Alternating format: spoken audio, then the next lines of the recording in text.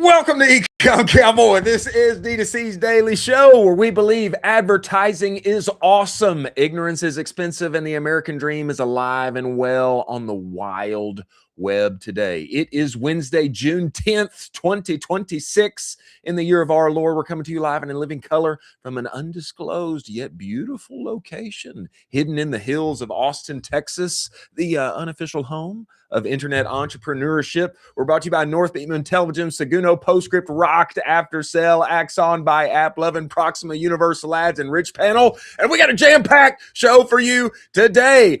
Europeans visiting the World Cup, coming here, rediscovering America for the first time, are particularly enamored with Buc-ee's and perhaps the pure heights of capitalism, the zenith of capitalism that is Buc-ee's. We're going to dive into it. Stars and Honey has raised a $24 million Series A. Nike is building a universe of football, betting big on the World Cup. StockX is getting into live shopping in real time, which I think is probably the smartest move ever for them. And Pizza Hut is they're going retro and they're bringing back the reading program. And if you can buy Pizza Hut stock, methinks it would be good to do. We're going to have the one and only Matthew Kobach, VP of Marketing at Northbeam, with us today to talk all things media buying and how things are developing on the interwebs. We're also going to be joined by Ghassan Halazon, founder and CEO of Emerge Commerce Holding Company, especially interested in all the things they do with golf. As always, I am joined by my partner in crime, Colin One Shot Doherty. Colin, get inside this show. Get in here. Let's go. A lot happening on the interwebs as of late, Colin Doherty. Good to see you. Haven't talked with you on the internet like this in at least 24 hours. The Europeans are discovering Buc-ee's and they are wowed. And to be honest, it kind of makes me feel good. It kind of makes me feel good because, America does have it pretty awesome in a number of ways. Jack, bring this video up for us. I want to see this and I want to show everybody here. We have a number of tweets and people coming and discovering Buc-ee's in particular and being wowed by it. I think we should first watch this video of my man showing off the girth and size of all of these gas station checkpoints. Okay, show us here, Jack. I'm here and I'm going to show you something freaking awesome. You want to see what a gas station looks like in America? Check this out. It's called Buc-ee's and it's this big. Yeah, it is. And still this big. Yeah, it is. Boom. Now that's what a gas station looks like. When you want to see what it looks like inside, let me show you real quick. Buc-ee's is a modern wonder. Let me show you. Oh, it really is. Just no trash, no one begging, no one doing drugs, no one stealing, no one's breaking into my truck. Look at this. Look at that. Huge. Just huge. A gas station the size of a Walmart. That's a gas station. Yeah, it is. It's a beautiful thing. Whatever you want. Take a look at that. Wow. Look at this. Sweet. And it still carries on. When was the last time you can stop it, Jack? When was the last time that you were at a Buc-ee's, Colin? Are there Buc-ee's out where you are? There's one between us and Tennessee. I have never been to a Buc-ee's. Never? I know. It's something we have to do. Bro. I know. And I lived in Austin and there was one. I know. Oh, man. I know. It hurts me too. It hurts me to say that. I don't know how we'll continue the show at this point. It's honestly, I understand if you can't because like the lore behind Buc-ee's, and we've watched so many videos on Buc-ee's, and I've watched a ton of stuff on behind the scenes. There's this one YouTuber that I follow that he does food challenges where he only eats a certain thing for a week straight. Right. And he did a Buc-ee's challenge. So he only could eat Buc-ee's foods for a week straight. There's a lot to choose from. Yeah. So much to choose from. It really is like a gosh, I would say more of a grocery store than just a gas station. Yeah, it's an oasis on every highway, Oasis. especially I-35 going north to Yeah, so south, many.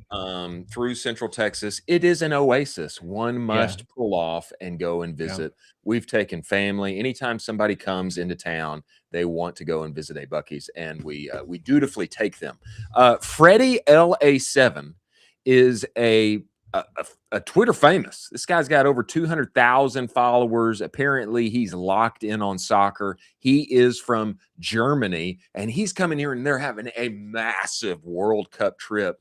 And his tweets have been blowing up on being wowed by Buc-ee's. He said, dude, LMAO, this is a gas station, 7.5 million views. And you should see all of the retweets on this and the comments. People saying that the people who clean the restrooms in Buc-ee's are they're the same people who create and clean the restrooms in heaven. So many comments on this. Bring us more. Bring us the next one here, Jack. Just had our first Waffle House experience at 1 a.m. Great food, great prices, and friendly staff. 10 out of 10. We will be coming back. Sometimes I think we forget how good we have it over here with a Waffle House being open at 1 a.m. When was the last time you were at a Waffle House? Oh my gosh, I have a crazy story that I can't even know. I don't even know if I should say on the show for the last time I was in a Waffle House. It's that good. I mean, it was me, my old roommates recovering from a night out on the town. Morning after, we get into a Waffle House. The Waffle House employees are physically fighting each other. They're physically fighting each other. And then we made friends with another guy who's like just a guy hanging out making waffles. And he was like, y'all want waffles? And he just started giving us waffles because everyone was fighting. And he was like, sorry about this, man. And then he just started giving us waffles while we're just like wildly hungover. And he's like, here's a couple more. Here's a couple more. We're just like, this is great. It's not only is it a great place for greasy food, but also it's the entertainment factor of who will get in a fight, and who will win, what will transpire after said fight is over, and who will be arrested, etc. There's a very significant entertainment element to this. Freddie continues to be wowed. This was a million hitter. We haven't eaten anything besides a chicken sandwich at Walmart this morning, so this is going to be a huge order, and one can see inside of the store here how vast Buc-ee's food selection is. Huge. Actually, good food. It's great food. It's great food, especially on the side of the road. There is a wow element to this entire thing just because of how giant it is, just because of how big it is. And it reminds me, number one, that we have it pretty good over here. Number two, if you can take something small and largely insignificant, commonplace like a gas station, and just make it ridiculously large, or make the food ridiculously awesome, or take some element of that unserious thing and take it so serious and 100x your focus on it or your delivery on it, then people will literally come from half the globe away and visit when they are there on purpose because they want to see your thing. I think there's something to this. And there's a kind of a re-enamoration that I have now with Buc-ee's. I think there's something to this that everybody can take away and implement inside the business. Yeah, and we haven't even touched on the fact that their merch is unbelievable. I mean, just their merch alone, absolutely incredible. There's a famous Chris Comer story where he grabs a bunch of Buc-ee's merch and then sells it and spins up a Shopify store because Buc-ee's never sold their merch online. So Chris he was like, okay, cool. I'm going to buy it all up and then start to sell it online. And he made a decent amount of money doing that. Well, I think that is he has a business now where he's like sells their snacks online. Like somehow he worked out to become their distributor, and that continually runs for him. Do we have more here, Jack? I believe we do. Bring us a couple more. Okay, this is a sentence, perhaps no one ever thought would be uttered, but description here, German flies in for the World Cup, eats gas station food on top of deer corn at 1 a.m. in the morning on their way to Auburn, Alabama. To see Messi play inside of Jordan Hare Stadium. There is a wow factor to all of this that I think we kind of just take as commonplace. Of course, you can eat your Buc-ee's food on top of your deer corn at 1 a.m. in the morning, but there are several things here that make this stand out and make it a unique experience. And I think this is good too about Buc-ee's mascot, the beaver, who is ridiculous. And why not blow up a giant picture of him and sell him on shirts? And why not, to just do the ultimate ridiculous thing and put a statue of him outside the store? I mean, there's all kind of absurdities about this, like being able to get great food at 1 a.m. and eat on top of deer corn and see the ridiculous beaver statue. There's all kind of like absurdities about this that make it a tourist trap. It makes it a wonder to see, a wonder of the modern world. Yeah, it's unbelievable. It's unbelievable what they've also just done as maintaining the brand. It hasn't been diluted, and it's still winsome and fun and an enjoyable place to actually bring everybody. More stores could take note of this, and more brands could take note of this, and make your stuff winsome. Make things winsome. Yeah, make it winsome. Make it absurd. This one. A German visiting Auburn, Alabama to watch Lionel Messi and Argentina play Iceland stopped at a Buc-ee's and ate brisket sandwiches on a stack of deer feeder corn. So good. A sentence never before uttered in all of human history. And then let's just see. Okay, this is incredible too. Okay, all of this. This is another 4.1 million views. I mean, people are wowed by this, and all the Europeans are to play this for us. This is the atmosphere. Give us some sound on here, Jack. Give us sound on this. This is standard for me. I'm used to this by now. Standard fare, right? A little swag and surf. A little swag surf at the at the football game. But I think there's some great things about this, and I think it gives me a little reappreciation for how good we have it here in America. And why not go absurd? Why not be absurd and get this kind of free CPMs for your business and for your experience? I mean, to me, it says commit to the bit and do it even more. 100%. And also on top of that, if they want to go to an unbelievable college football experience, don't think about the Auburn one. Go to Virginia Tech during their homecoming game, because they're going to play Enter the Sandman. Enter Sandman, baby. That will echo. It will echo a mile away from the stadium. It shakes. It shakes the ground. My cousin went to Virginia Tech. He talks about it. You physically, the ground is shaking underneath of you because of how powerful it is. Everyone's wearing white. It's a full whiteout. And it is just, and you're bumping. And the guy next to you is bumping.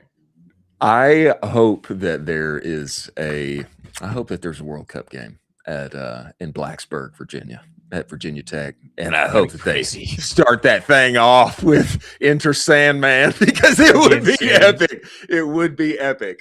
Anyway, good sign for America. And to me, it says, why not go 1,000% absurd and commit to the bit and have all the Europeans come and rediscover you.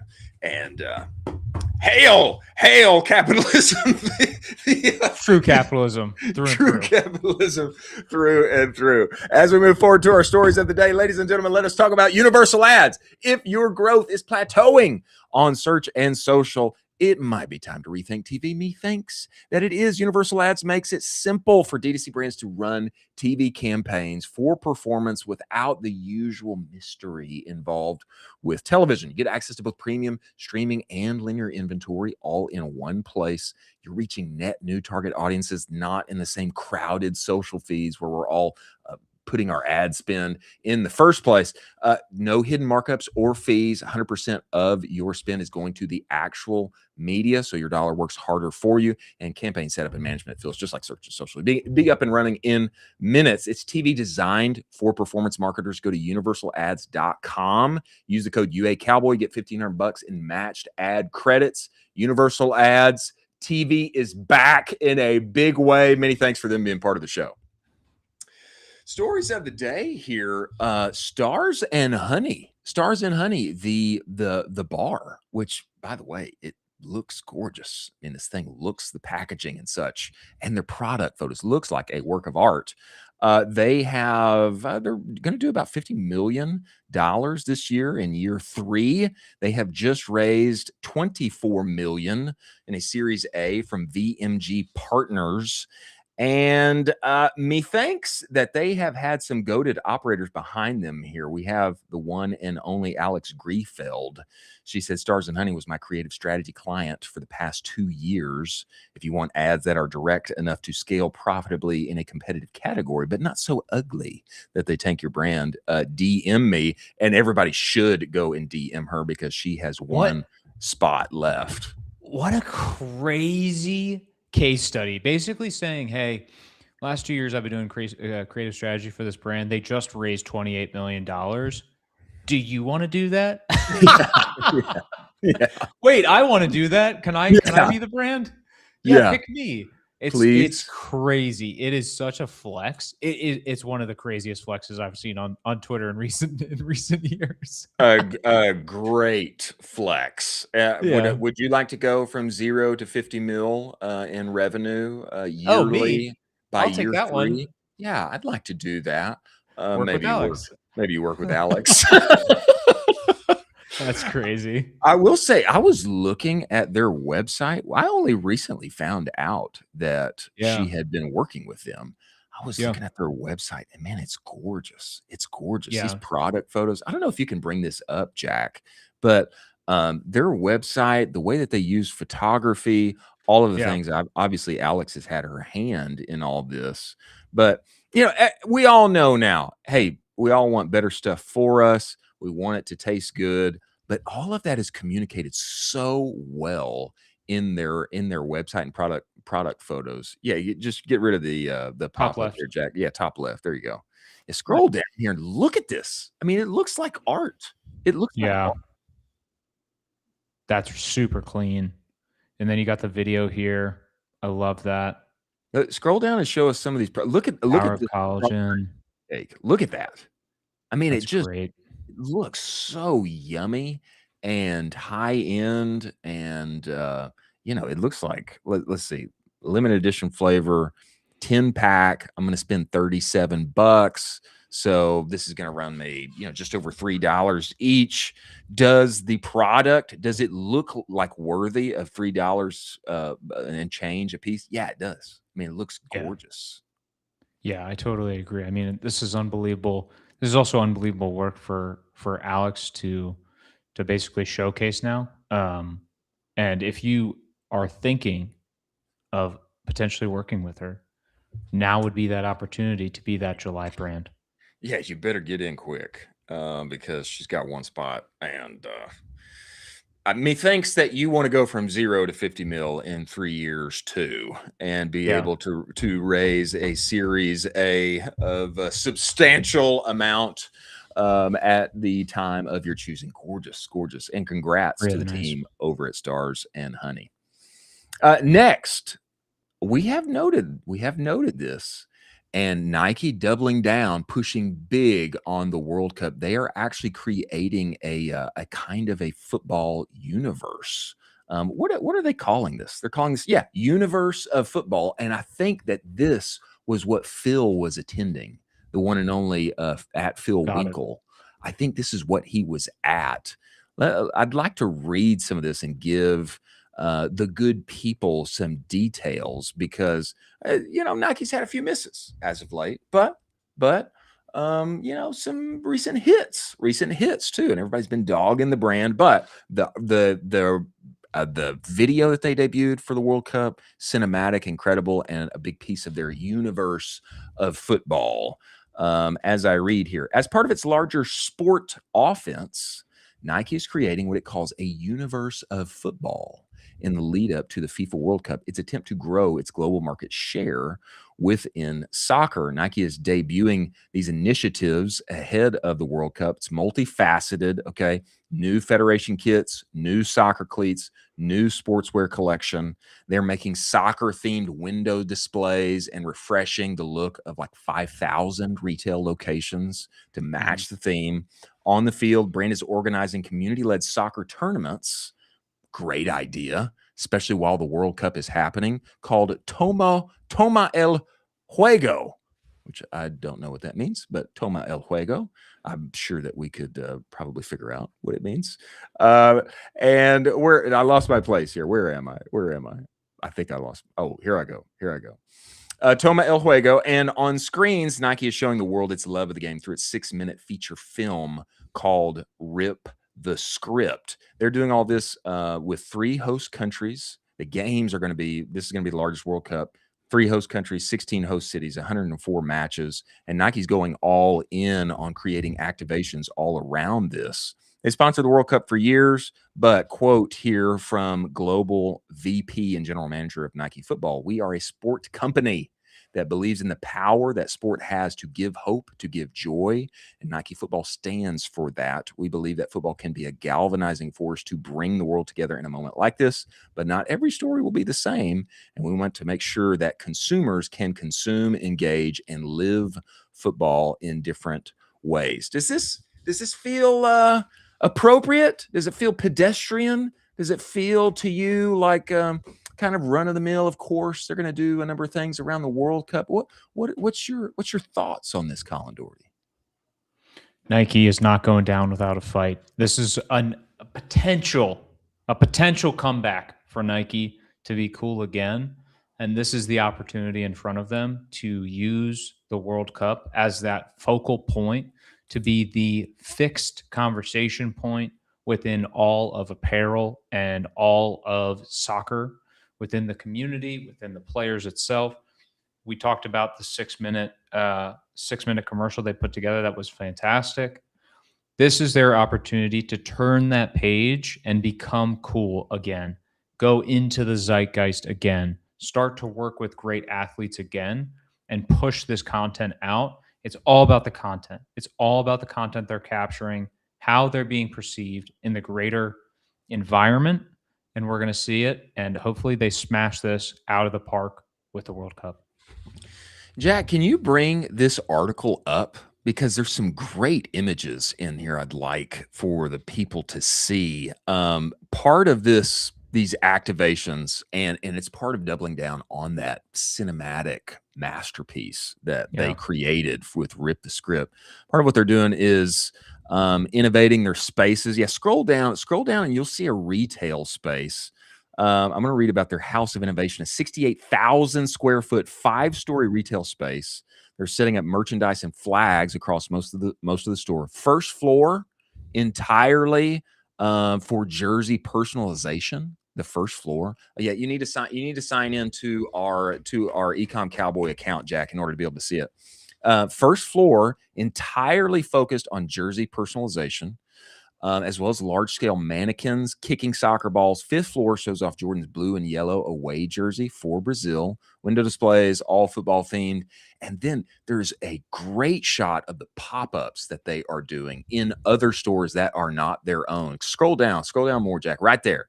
So you can see here on the back wall, they've got this house collection, and it's got these almost like Wall of Fame-esque with all of their products featured with the different teams and such. They're doing this in other people's stores around the city. This here is in Paragon Sports near Union Square.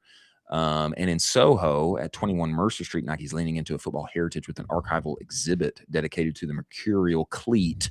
House of Merc, as the pop-up is called, shows off versions of the cleat over the years. I think all of this is very smart. It almost feels like too much.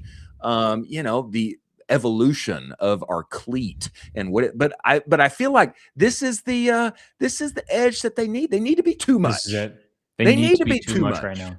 They need to be over the top, in your face, going back to cool again, doing insane stuff. This is exactly what they need. Foot on the pedal, all the way down on the gas, rock and roll.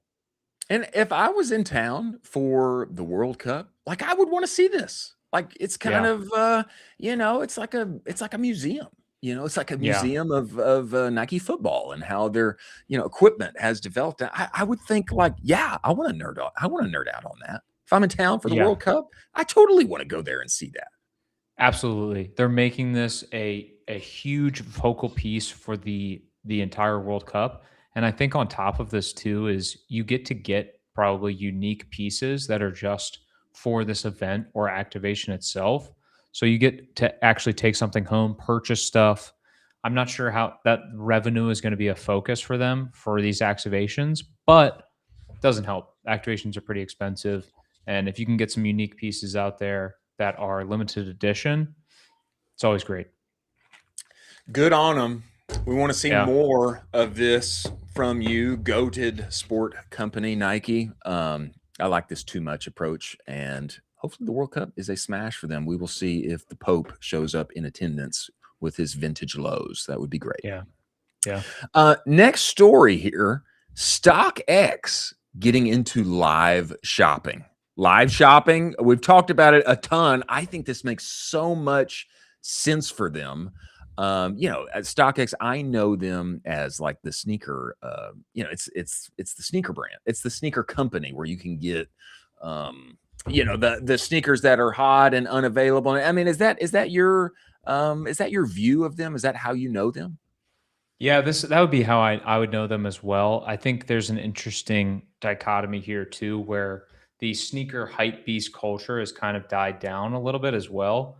So StockX has to kind of bob and weave to figure out their next navigation for go to market.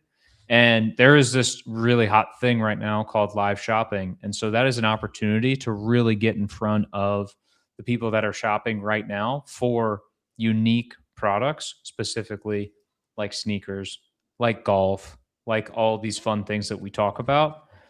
This is a great move for them. They need to come out of the gate swinging with a system similar to what BattleBox is doing right now, but they got to lock it down, and they have to figure this out quickly. Details here from the story. This is shared with us via not Modern Retail, WWD. Women's Wear Daily. StockX is launching real-time live shopping. We're meeting customers where they are. Over the last decade, StockX has established itself as a leader in the athletic resale space with its best offer auction marketplace. And soon, the Detroit-based company will enter the hyper-competitive live shopping field in what Chief Executive Officer Greg Schwartz calls a natural extension of the platform. Platform will introduce StockX Live, a new initiative that offers real-time shopping, live shopping with both new and pre-owned items, latter of which is also a first for the marketplace. StockX Live will allow buyers to participate in a variety of live auctions. This is going to be on the site. Join free to enter giveaways. Crucial piece of making live shopping work is keeping people engaged. They stay with us. You're going to enter the giveaway now. We're going to announce it later. Stay with us. Look at the items, etc. Allow viewers to walk away with in-demand items without ever opening up their wallets. Interesting. StockX Live will also open a new bridge between buyer and seller connection, which is otherwise anonymized on the platform. I think that's a miss for them, and so they're trying to solve that. In the platform's standard auction experience, live chat feature will allow for real-time interaction. All of these are like the elements that you need in order to make it work. I think of note here is that they're not doing this on TikTok. They're not doing this on whatnot. They are developing it for their platform, which I think is probably a heavier lift for sure. But I think it's the right move for them. I think that they need to develop this themselves so that they can get people back and invested in sneakers like it used to be. I remember college students having very successful businesses, reselling hot sneakers on StockX, and it feels like that whole thing has just died down with them as of late. But I think that this is a smart move for them. And to me, it's signal. It's signal that if you're not in on live social commerce at all right now, this should be signal that it's time to get in. Not that you need to build your own platform capability to do it on your website, but to me, it's signal that everybody needs to think about this seriously, as we have noted on the show many times. Yeah, I think this is more so reshuffling the chairs on the Titanic for them. They need to pivot their actual business out of a dying category, which is sneaker reselling. They need to think about it strongly. They need to think what is happening right now. Maybe StockX needs to get into peptides. They need to get into some stuff.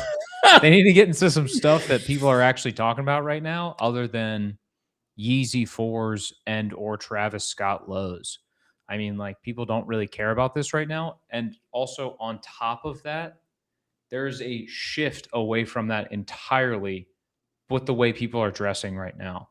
That hype beast era, the sneaker era, it's kind of shifted out, and we're changing back to more classical clothing, more classic button downs, shirts, pants, these types of things. And sport coats.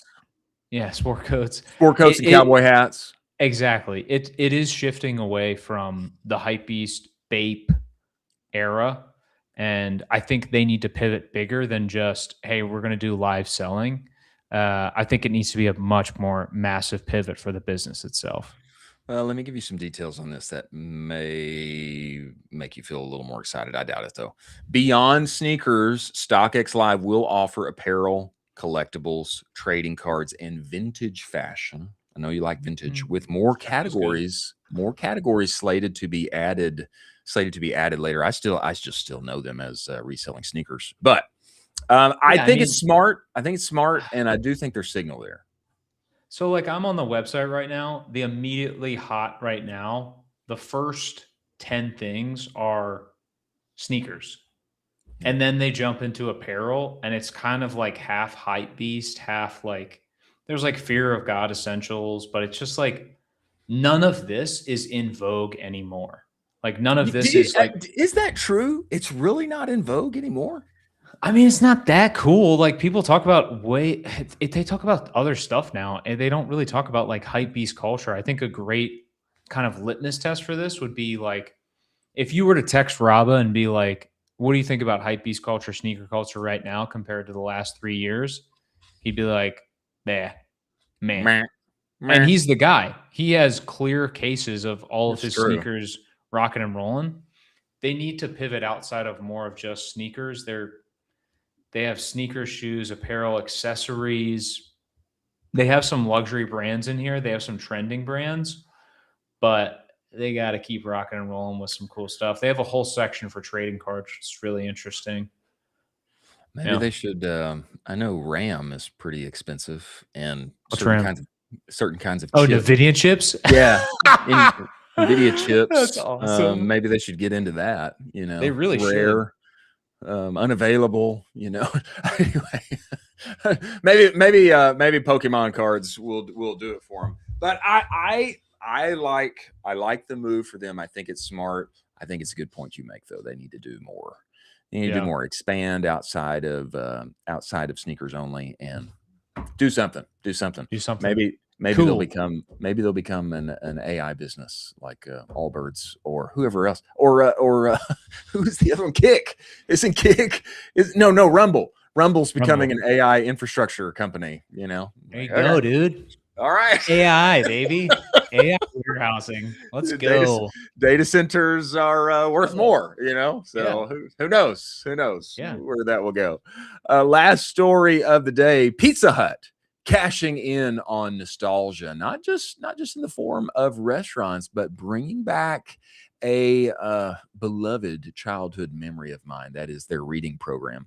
Pizza Hut taps into nostalgia demand with Hut Originals platform. Fast food pizza chain is bringing back its signature Buc-ee program with box tops for education collaboration. I read here this article from NRN. Pizza Hut is leaning heavily into nostalgia as nearly 155 restaurants are maintaining the chain's classic red roof dine-in features such as red cups, Tiffany style lamps. We've talked about this. I think it's so smart. System-wide, the chain is also bringing back its signature Buc-ee program in which children in pre-kindergarten through 6th grade can earn free personal pan pizzas by hitting monthly reading goals. This year's program runs from June through August, summertime, where everybody wants their kids to read more anyway. And families can set their monthly reading goals through the Buc-ee mobile app. On June 10, any guests who present a Buc-ee button from any year since its beginning in 1984 can also receive a free personal pan pizza. So, Colin, if you still have yours, you can show up and get your free personal pan pizza. Additionally, for the first time ever, Pizza Hut is teaming up with General Mills and Box Tops for Education to support local schools. Families can earn Box Tops for eligible schools by scanning receipts from Pizza Hut's Buc-ee family meal, which includes 1 medium topping pizza, 2 one-topping personal pan pizzas for $14.99. For every Buc-ee meal purchased, a portion of proceeds will go toward supporting literacy. I think that this is super smart. I'm aware of like reading programs of Freshly because my kids are like hooked into the local library, whatever. You like read the stuff and you bring in your checklist and they give you like a little treat and a little toy. And I think this is so smart for Pizza Hut because just this one thing I think will most definitely drive demand for more purchases, even, if it's delivery, get your free personal pan, whatever. But I think especially for the restaurants, it's going to drive feet to the stores because why? Because little Johnny read his thing and now he earned a free personal pan pizza. That kind of reward system, I think, is juicy. And I think more people need to latch on to this and utilize the kids. Like, why doesn't Mod Pizza have a we got a new Mod Pizza down here. Why doesn't Mod Pizza have a program like this that's going to drive the families to go to the store because little Johnny earned his free cheesy breads or whatever? I think that more people need to look at this and develop loyalty programs designed specifically for the kids to earn it. I like this. I like this as well. I think that anything that is involving furthering our child's education and pushing it in the form of reading. I'm a huge reader, Chris. I love reading. I think children that are really involved with reading early on have just this crazy unfair advantage in the rest of the world when you get into high school and college. Anything that can promote that and push that forward, I'm all for it. I just want a bigger pizza. The other day we were having dinner and the pizza Nicole made was just too small, and I was starving. I was starving. Wow. I love pizza. I love pizza. I can gobble up pizza any day, honestly. Did you tell her? Did you tell her it's too I told her. small? I said, "What is this? A pizza for ants?" And she said, "I'm sorry." No, seriously. Pizza is one of those things. I'm sorry. I could honestly have a pizza every single day. I love it so much. I'm sorry, dear, for making this meal for you. Please forgive me. I'm sorry. I'm sorry, Colin. Exactly. I repent. Exactly. For making this pizza for you. Exactly. Next time, make it a large. Let's go. Well, that's a tough conversation to have, but exactly. Hopefully win some for you, and hopefully more loyalty programs like this focused on the kiddies. Methinks it will pay them back in droves. We have the one and only Matthew Kobach VP of Marketing at Northbeam, coming inside of this show. Before he does, ladies and gentlemen, let us talk about Postscript. Focus is an amazing thing, is it not? Yes, it is. When one focuses, you get outsized results. That's why when people make the switch from whatever SMS platform they're using now to Postscript, people see on average a plus 22% increase in SMS revenue. Why? Because Postscript's number one goal is to make SMS alone your top revenue generator. Now, I didn't see those kind of results. I saw a whole lot more. We went from making very little money on SMS to being a top 1% account on their platform inside of a year because I simply did what they said. And what they are saying is that right now, there is money to be made when your customers text you back. Go get the conversational report, direct-to-consumer.co/the conversational report. Postscript's AI shopper can have one-to-one conversations at scale with all of your customers while you take a mid-afternoon siesta. Nate Lagos was just on the show. He turned on AI shopper and made an extra $17K in their first day while he was at the Jack Daniel's distillery offline. Go talk with Postscript. Tell them that we sent you. Many thanks for Postscript being part of this show.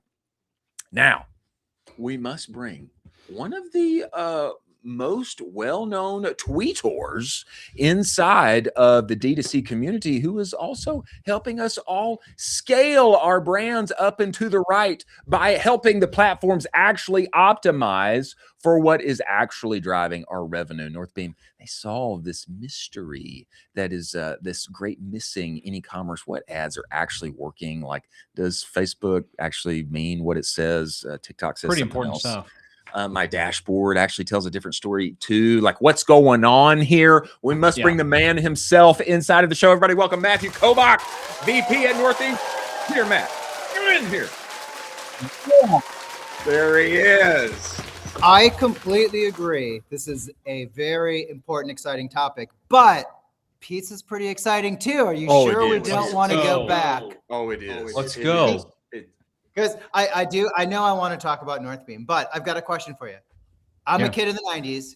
Do you remember eating at Pizza Hut, right? Like going in there. Oh, of course. Do you remember eating at Domino's ever? Do you have any memories of eating at Domino's? Oh, really? No. Zero. Because Domino's had optimized for delivery since before the smartphone. And Pizza Hut optimized for in-dining eating. And so when smartphones and all the delivery apps and all that stuff took off, they were perfectly positioned to optimize for that and to run away with the market. Pizza Hut was not, and they tried to be Domino's, and it failed spectacularly. And so now they're going back to the roots. They've got such big footprints. Like if you think about the average Domino's size and the average Pizza Hut size, they are 2-3 times as big. So you can't compete with that like size and that rent. So it's a lot harder for a franchisee. But I don't know. I'm just passionate about I too. Domino's. I too. I'm also Matthew's passionate about this. Knower of ball with pizza over here. Just absolutely crushing it. I do. I do. But hopefully they bring back all the nostalgic stuff that had us wanting to eat at Pizza Hut in the first place. And I've got 2 young boys. I'd love them. They got to lean into their advantage. Their advantage is 100%. Not it's eating in there. It's making it a family meal. So and that sweet nostalgia, just sprinkling all of that on there, bringing all these 90s kids back with their kids and just reawakening that whole dream. You know, I agree with you. They've got to lean into it and push for people to come and eat inside this store and make more memories here together. My favorite, I live in Atlanta. My favorite pizza place is one that looks like an old Pizza Hut. It's like an independent restaurant, but it's that same vibe. It's the same Tiffany lamps. It's the same red cups. It's like you have the chance, like capitalize on it. Yeah, too good. Matthew, go ahead, Kyle. I was going to say they used to have it at. I don't know if you guys remember this. They used to give you your own pizza dough and then let you cook it after you made it. Do you guys remember this? They would let you do your own breadsticks. Like earlier on, they got rid of it because of I think health code issues. So they only had it for a little bit. They just poisoned a small amount of people. No big deal. Because you're kind of messing with it and you don't really you're not really supposed to be. And then they're like, yeah, we'll cook it. And they're like, I don't know if we should be doing this. But that was so fun for me as a kid. Just want to say that. Those the hands of small children are kind of like petri dishes, So maybe It's a nightmare. maybe not the move. Maybe not the move. They're gonna peel that one back. Maybe don't revive that one 100%. as the Pizza Hut revival rolls forth. Matt, I have been longing to have you on here and get you on this show, brother. We appreciate you making the time to join us, man. We'll have to make it a regular segment if we're talking about 90s nostalgia food. I think so. Come on and do that all day. I think so. That only makes all the sense. And give us some perspective. I know at Northbeam, you guys like have all of the data, and I have been kind of reawakened and refreshed with like all of the like posts that you guys have been putting out with the weather report and where all the media spend is going and how the performance looks and everything. Over the past we could call it 5 years, but especially like inside of 2026, late 2025, like what are the changes? What are the trends? Like how's things changed that you guys have been seeing over there for all of us in e-commerce over the past few months? I can tell you one big change that we've noticed. It's like crystal clear in our data, like it's undeniable. And are you familiar with the concept of the K-shaped economy? Oh yeah, absolutely. Yeah, covered all the time. Very much happening in e-com. The big players are doing well. They're spending more money and they're having higher ROI. They're having lower CAC, and the smaller brands just cannot make it work to the same degree. And I don't know if it's a average volume or average volume size. I don't know if it's like once you hit a certain spend, you do it. If they're like inventory restrictions, like there's a number of variables that could be impacting this. But I can say that it is very clear. If you are a top spender and you're a top revenue company, things are looking really good. Now, this time of year tends to be a little slower for a lot of brands, so I don't look at anything kind of going down now. Like especially this time, it's like if you have a summer brand, if you have a Father's Day brand, you're kind of okay, but otherwise you kind of have to manufacture it a little bit.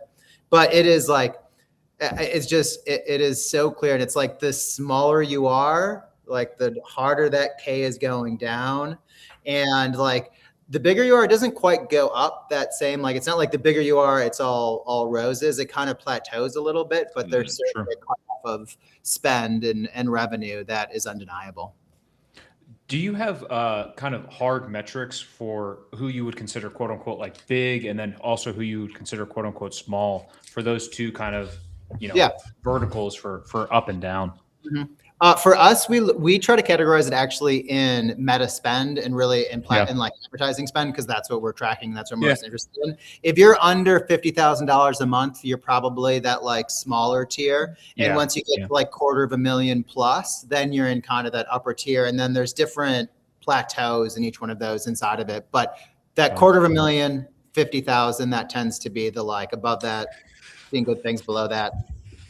I'm glad that you say this, and I'm glad that somebody has the data to support it, because this is something that I've been feeling for a long time. It's something that I've been seeing in the various accounts that I'm in, and the friends that I have and I've talked to. And we've got, I've got friends that are, making $1 million a year.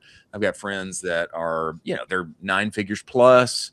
And what's happening in those accounts is it's not the same as 2024. It's a different story. It's a harder road, it's in some ways it's quasi comforting to know that maybe other people are feeling this as well. It's not just this rarity. But boy, it's hard out there in the streets. It's funny you mentioned that, like you brought up like our data. So we've actually made a concerted effort in the past, probably even like month. Really, it's like 2 months, but the past month it's been like we've really been dedicated to showing this data, and it's really taken off. Like here's my plug for Northbeam. Don't buy the product, all that stuff.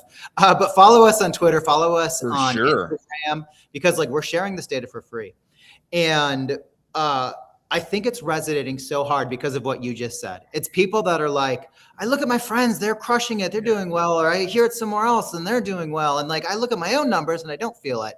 Like, we actually have the data that supports that. And then they can go and share it and they can say, hey, it's not just us, or hey, it is something industry wide, or they can take it to their boss and say, there's only so much like juice I can squeeze out of this lemon. Like, there's nothing more to do at this point. And you've just got to come up with different ways to hopefully hit that growth that maybe isn't related to performance. So we're definitely saying things that people are feeling, and that's why our data is resonating so hard recently. Well, there was a post that you guys had, and Roman Khan, who is a massive operator in the space, he commented on it, and he was like, you know, this is so helpful for me and my team, because I originally will think I suck or my team sucks. And now I'm looking at this data and I realize, oh, wait, we don't suck. It's just kind of the market as a whole. What was kind of the push behind sharing so much data? Because I think you guys have, I would say, empowered the community now. You guys have also given the community a voice so that they can talk to each other about this data. What was the reasoning behind this? Because the push for the data is so obvious now. Yeah. I mean, I'll be transparent. It's a marketing play. Like, at the end of the day, it's a good one. It's a good one. It's a good one. I want you to buy North Beam software. But like, the best way for me to get our name out there and our software out there and the capabilities of like what we offer is to provide information that's actually valuable to people. And if we become like the most well-informed, most data-informed marketers in the space, then I think those conversations naturally happen. Those demos naturally happen. We actually have a newsletter. We've been sharing this data for like 4 years now, maybe. And the amount of people that we go, hey, how'd you hear about us? They'll go, oh, I was subscribed to your newsletter for like 2 years. I finally decided to take a demo. Like, it's a slow burn. That's fine. But the amount of people talking about us, the amount of eyeballs on us right now, because we're sharing stuff that's actually relevant to what they're doing, and isn't this hard pitch? Isn't this, hey, we're awesome? It's just, here's data. Like, here's our interpretation of it sometimes. And in fact, we even try not to editorialize. Like, there's 10 reasons, there's probably 100 reasons I can come up with why there's this K-shaped economy, but I'm not going to know. And I'm especially not going to know about your business unless I'm looking under the hood and seeing everything. And so like, it lets them kind of theorize on why they're seeing what they're seeing. But it is also like, someone like us can talk you through this thing once you show us under the hood of why it's, you know, up, down, sideways, left or right. Yeah.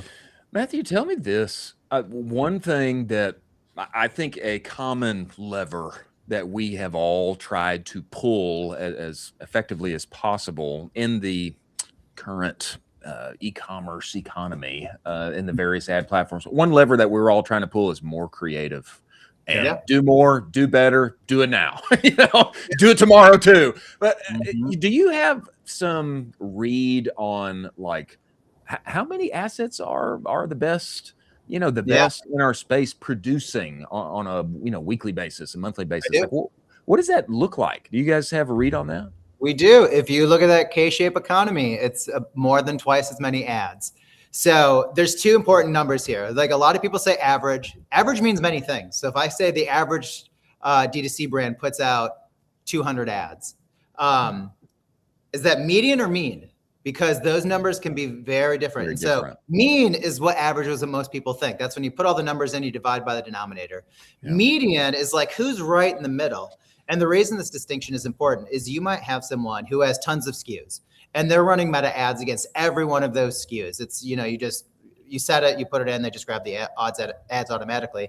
And now all of a sudden you've got 1,000 ads and you got someone else who's got 100 ads. You take the average of those two and now it's like, you know, 600 ads. Where if you look at the median, you're probably like a little more accurate of like what the average person is doing. And so long way of saying is if you ever see average, always be a little skeptical of these numbers. I don't want to say skeptical, but like there's always nuance to them. And so we try to report both mean and median.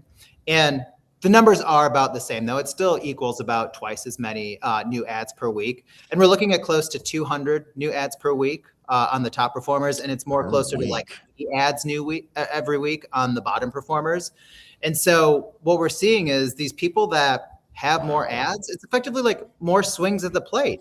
You're just getting a chance to like learn what resonates and to kill losers that aren't working faster and to scale winners that are producing outsized outcomes faster. And so it's just it's what our data is telling us, like more swings for home runs. 200 new ads per week. I mean, that's significant. That's significant.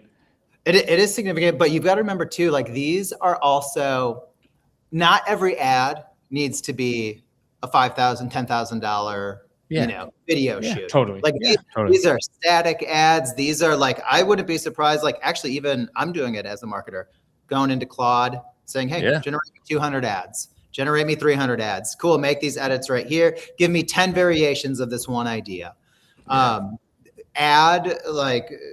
Making as many ads as possible has really never been easier. And so and it might be one of those things too. It's like, there's always like a chance to be an early mover and to have that advantage and have that arbitrage. And so the people that are moving quickly on this seem to have an advantage. For all I know, in 6 months, that advantage might disappear and the algorithms might favor the people that are doing less ads and repeat exposure to those ads. So who knows? But right now the arbitrage is ads, making a lot of them. It's juicy. Could you talk about this stat? So 17% of real winners look like underperformers. Can you talk a little bit about that? Yeah. So this is a product plug that I'll give for Northbeam. This is really interesting. Please. Yeah, we have this product called Apex, and what it is, really simple. It is taking our data, or really your data, because Northbeam's just collecting your data. It's taking your data and plugging it back in to the Meta algorithms, and then Meta learns on your data about what ads are performing well and what ones aren't, and then it uses that to then show those ads to potential customers. Now, why this is so important is Northbeam has the full picture of your customer journey. And Meta can only see Meta. So we're modeling out the full customer journey. They're effectively, like, it's an educated guess, but it's a guess. Totally. And so when you have the full customer journey, what we're seeing is that we determine winner and loser like on a baseline. It's like if you're above this baseline, you're a winner. If you're below that baseline, it's a loser. And we're finding almost 1 in 2 ads Meta is misclassifying as either a winner. Crazy. Oh man. And crazy. So you're missing. So 17% of the ads that it thinks aren't winners are actually winners. And I think it's 29% of the ads that it thinks are winners are actually losers. And it's just, you're leaving money on the table. Now, again, for the last pitch for Northbeam, this is literally a push of a button. You push a button and your data goes into Meta. There's nothing else to do. You don't have to monitor it. You don't have to watch it. You're literally just pushing a button, and we're seeing on average basically 10% increased performance from literally doing nothing. And now imagine 10% increased performance when you're spending $250,000 a month. It's a couple bucks. It's a couple bucks.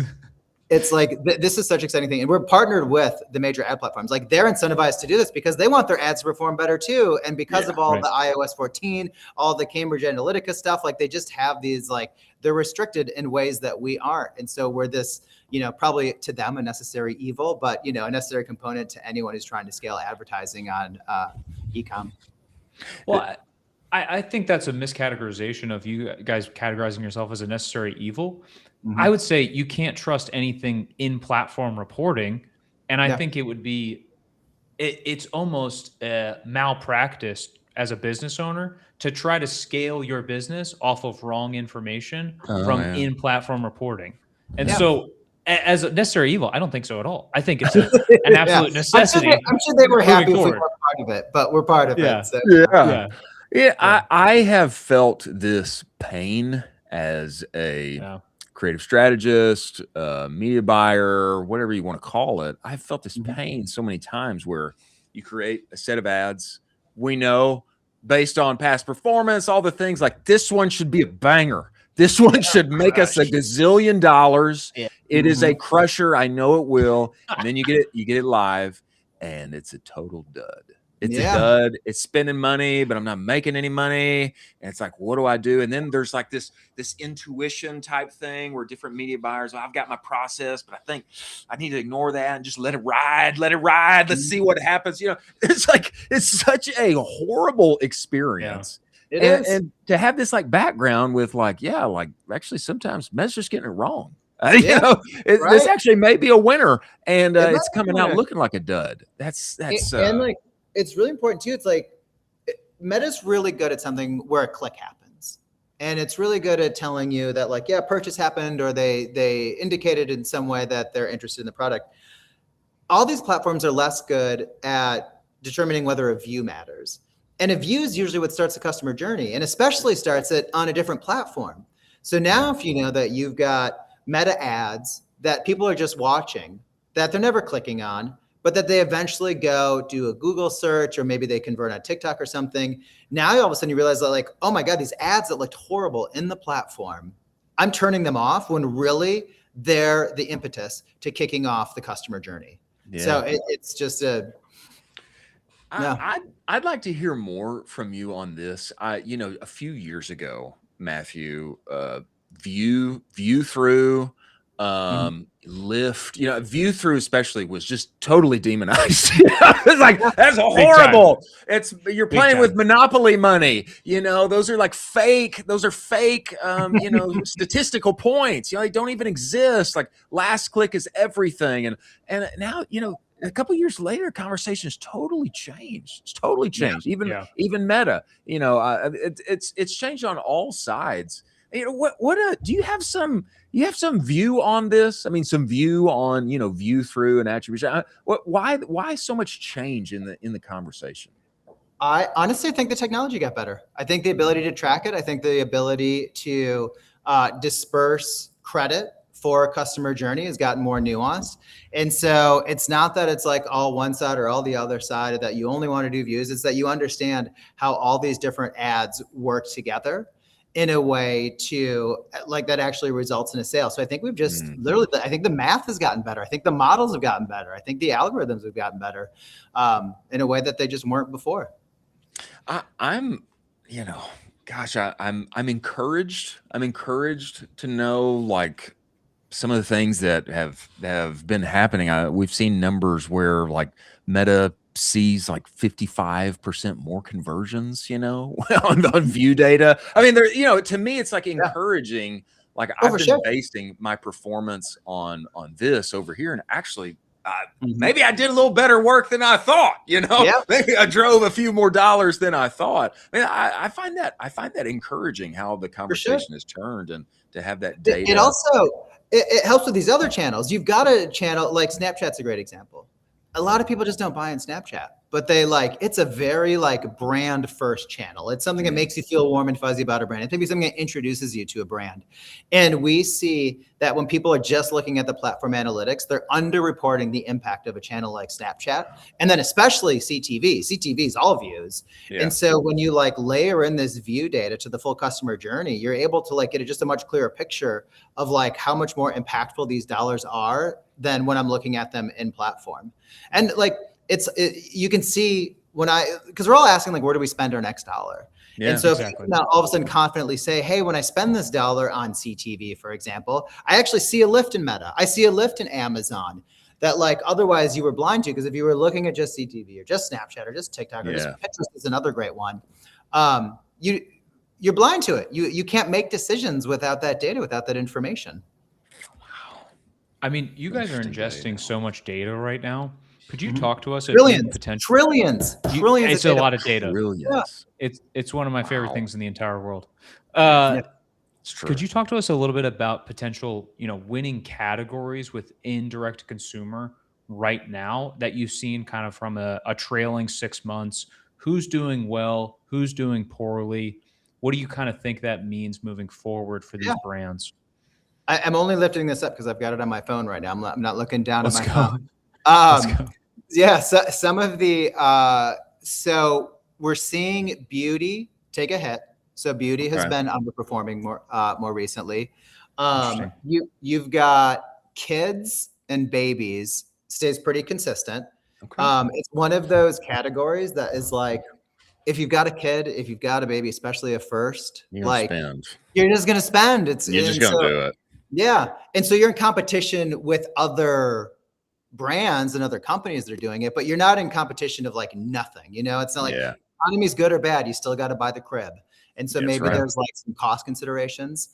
One of let's see here, health and supplements have been doing well recently. I don't know what to attribute that to, but they're well. But so there's one winner, one loser, and one that's like I think it's just going to always be flat, and your competition is other competitors in the space. It's interesting as all of this plays out, kind of on a macro level, the K-shaped economy, and then seeing how it interacts and having this kind of backboard or foundational basis that you guys have with all of your data to give details to how it affects what we're doing in e-commerce and all the platforms. Everything's very, very interesting. Matthew, I think we've got to have you back to talk more than just retro 90s restaurants. I think we need to retro 90s snacks, retro 90s toys. Let's go. We talking Yogos? I can tell you all about DuckTales. I got you guys. Let's go. I was a big DuckTales fan. Big DuckTales fan over here. Yeah. I make my kids watch it because they don't know what new cartoons are. So I just put on DuckTales and my kids love it. I'm like, this is a modern day. Yeah. New to them. Amazing. Thus, new for us all. Matthew, man, we appreciate you making the time to join us. Tell everybody where to find you, where to follow you. They want to bend your ear. They want to talk North Beam. They want to talk, Apex and the tools that you guys have. Tell them where to find you and talk with you. Best spot is Twitter or X. You can also go to Instagram. I'll also reply there, but it's Mkobach. It's Mkobach. Send me a DM. We'll find some time to talk. Hey, I was trying. I don't think this is going to happen. I don't think it's going to be able to happen. But I was on my way to Atlanta not many weeks ago, and I think we may still make it happen some way. Yeah. Maybe later in the calendar. And when we do, we need to get some IRL time. We need to have on the show IRL all in person. We're going to that pizza place if you come to Atlanta. All right. We'll do that. Matthew, we appreciate you making the time to join us. Look forward to having you back, man. Thank you, brother. Thank you all. Bye.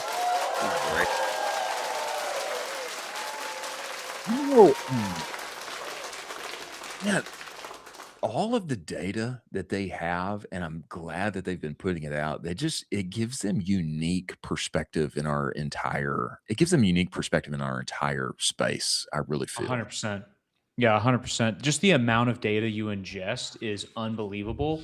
And so, just you see it where you should not be doing in-platform decisions with millions of dollars worth of spend. You need to be trusting something that's a third party that actually can report for you accurately. So I totally agree with it. I have heard that our next guest is here.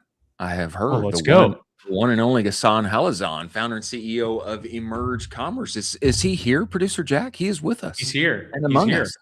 Incredible. Let's go.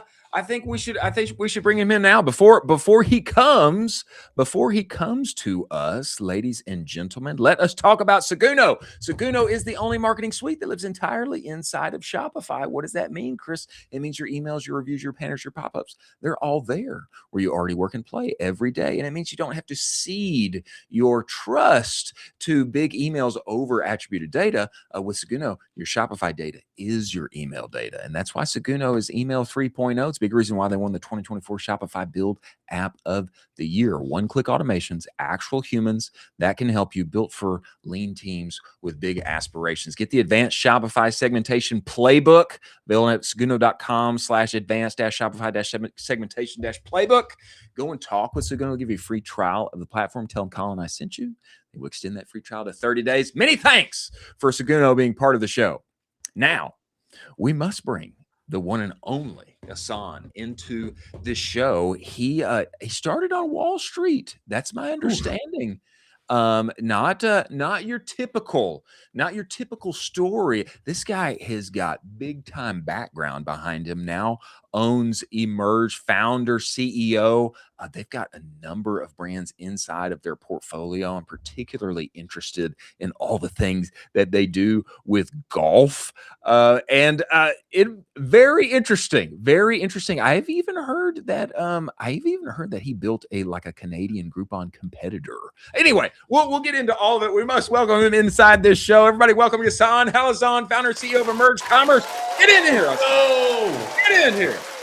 Let's go. Ghassan, how are you? I think we're having some video trouble. Nope. Jack, you want to take him out? You want to take him out so we can get the video together? I think we're gonna have to bring you out and try and bring you back in. Ghassan, this happens. It happens. It happens. Sometimes internet is hard. It is. Sometimes internet and internet's connection. no bueno. Sometimes internet is no bueno. We can bring him out, bring him back in. We can see if it'll get better, and if not, maybe we can find an Ethernet cord of some sort to get inside of that laptop. Let's try and bring him back in now. Producer Jack, is he back with us? Is he available? Can we see if he? Oh, he's not here yet. Okay, he will come back. He will come back. Oh, good. All right. I will say, I want to hear about. Oh, what does Producer Jack say? I missed that last one. He's not here yet. Not here yet. I will say I do want to hear about this Canadian Groupon competitor. I heard that he took this from like 0 to 30 mil in a very short period of time. And now I was like exploring his portfolio, and there's a lot of golf in there, and golf's been taken off. I don't know if he just crushing. Saw this trend early and was a part of bringing all that to bear, or good timing, or what. Let's bring Ghassan back in here. Maybe the connection is better. Come on in here. Ghassan is I don't no bueno. No it's bueno. Okay. It's okay. This happens. Let's do this. Jack, if you will, bring Ghassan back out. Ghassan, let's do this. Let's see if we can get the connection better. If the connection gets better, we want to have you back. Jack, let's go ahead and bring Ghassan out. Ghassan, I know you can still hear me. Let's work on that connection. If it gets better, we'll bring you back in. And we look forward to having you on the show. We look forward to having you on the show. Internet's hard. Absolutely. Sometimes. It is. Speaking of Seguno, they just dropped a very interesting report of sorts on a 2026 Shopify unique discount benchmark report. This tweet went out, but I want us to bring up the real thing here. Can you bring up the report for us, Producer Jack? I want to go through this because there's some very interesting insights here based off all the data that they have and the bulk discount code bot that they have created that basically all the giant brands inside of our space use. Also, go ahead. Pretty sick. If you hover over any of those, just over any of those things, share on X right away. They link it out, share on X. Smart move, Seguno. Very smart move, Seguno. Let's go. What happens if you click it? I'm clicking one right now. I think you just tweet. Pretty cool. Very cool. Pretty cool. 2026 Shopify unique discount benchmark. Which Shopify discount type is more effective, percentage off or amount off? Data tells a clear story. Depends on what you're optimizing for. This first panel up here, customers spent 1.42x more with percentage off discounts than amount off discounts. So 26% off versus $5 off. People are spending average order value of $95 versus $67. That's crazy. Do you see this? Are we seeing the same thing here? Are we looking at different? I'm at the top, Jack. Scroll up, Jack. Or maybe you're looking at the same thing. I think I'm looking at the same thing. Yeah, we're right here. Oh no, go up. For some reason, yours looks different than mine. Scroll up, Jack. Scroll all the way up. All the way up. There we go. We got to get to the top there. Customers spent 1.42x more. That's a ton. That's like $30. That's a lot. I mean, that's a pretty. I also love this because I think the sweet spot is kind of the big thing where people are always asking like, what's the percentage I should offer? 20%. That's your sweet spot that you need to be testing. You also need to bake that into the margin of whatever product you're selling out. And if that doesn't work for your margin, you need to bundle and you need to start throwing things together. You need to start upsell so that you can actually do that 20% offer. I think this is interesting too. Customers redeemed amount off discounts. Okay. So they redeem amount off discounts more, but you make more. You have a higher average order value with percentage off. AOV was 2.6 times higher when amount off codes required a minimum spend, which kind of makes sense. If I'm requiring them, go ahead. That's crazy though, right? Does that not blow your mind? The AOV is basically 3 times higher when you Well, yeah, require a you're minimum. and you're baking that in. You know, it's like, hey, you can use this. Isn't that tantalizing? But you got to Yeah. spend, you got to spend this much. That's juicy. That's juicy. Customers redeemed relationship-based codes 5 times more than seasonal promotions. Wow. So insider, I would guess this is like, oh, you're a VIP, or because you bought your second thing, here's an additional thing that you can get because you are X customer segment. That's interesting. It's interesting. Relationship-based codes redeemed 5 times more than just, hey, it's the spring sale, get 30% off. I'm gonna be a little bit of a nerd about this, Chris. We Yeah, have this nerd it out. report up. Everybody has this report available to them. So if you go to Seguno's website, you get this report. It's amazing. Fable just got launched yesterday. Okay, the best model for Claude. What Yeah. you should be doing is you should take this report. You should dump this URL and everything involved with the report into Claude as a context window. You should also take your Shopify store, dump that link into there, and say, how can I make these changes? Because this data and these changes are seismic shifts that can happen to your Shopify store. Yeah, why not dump it in there and say, yeah, analyze. Hey, this is what this is what everybody's doing. Here's what we're What's doing. missing? Yeah, Yeah. what's missing? Give me insights. Leverage Mythos for all its, leverage Mythos for all its, crazy powers and such. Yeah. I mean, why not? Why not? Why If not? it can, break out of its own sandbox, surely it can make you a few more dollars on your Shopify website with your 100%. discounting strategy. Yeah. One would think. Which Shopify discount type? I've scrolled down. We've seen this. It's interesting here. And they even have, if you scroll down there, percentage off was a stronger discount across most industries. They've even got it by industry, percentage off versus amount off, etc. When amount off wins, the gaps are slimmer. Very interesting. How big is the redemption gap between discount types by industry? Redemption rate differences by industry tell mostly a less decisive story than AOV. Very interesting. Very interesting. I think the move, like you said, is to dump all this inside of Fable, which is just Mythos with a less scary name, I guess, and say, evaluate this based on what we're doing today and make me some more money. Absolutely. I mean, I love the actual the category breakdown as well. When you go a little bit further, you can see the category breakdown for percentage off versus amount off. You can start to see really how this affects everybody. Like, really, this is pretty substantial. I mean, the consumer electronics, it's 8.8 times a differentiator. I mean, that's pretty substantial. Just wild data. I'm intrigued by baking in the minimum, like baking in, you want to use this? Boy, that's good, right? But you got to spend this much. I'm interested in this because you get fewer redemptions, but the AOV is significantly higher. Yeah. It's crazy. It's crazy. Yeah. And Seguno just has all of this data for free on their website. Go to data from Seguno data. here.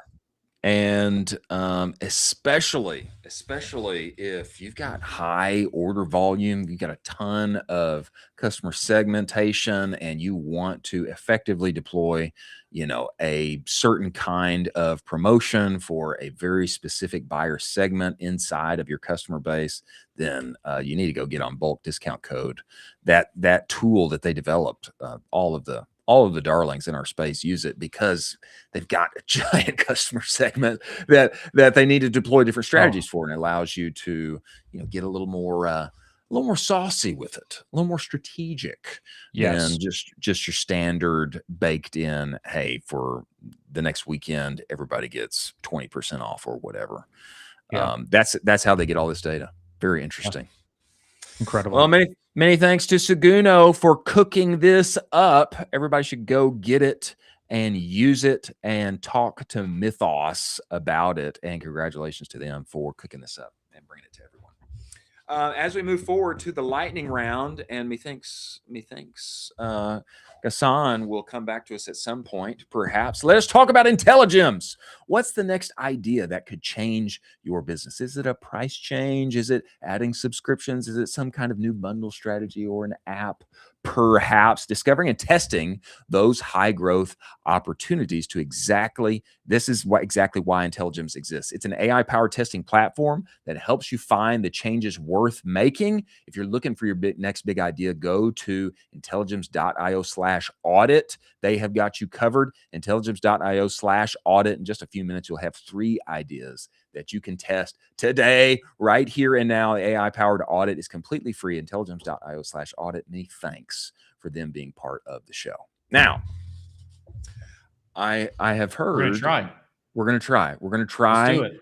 We're gonna try bringing Ghassan back in here, the one and only Ghassan of Emerge Commerce, Ghassan Halazon, founder and CEO. We're gonna try it one more time. Get inside of the show, Ghassan. Make sure that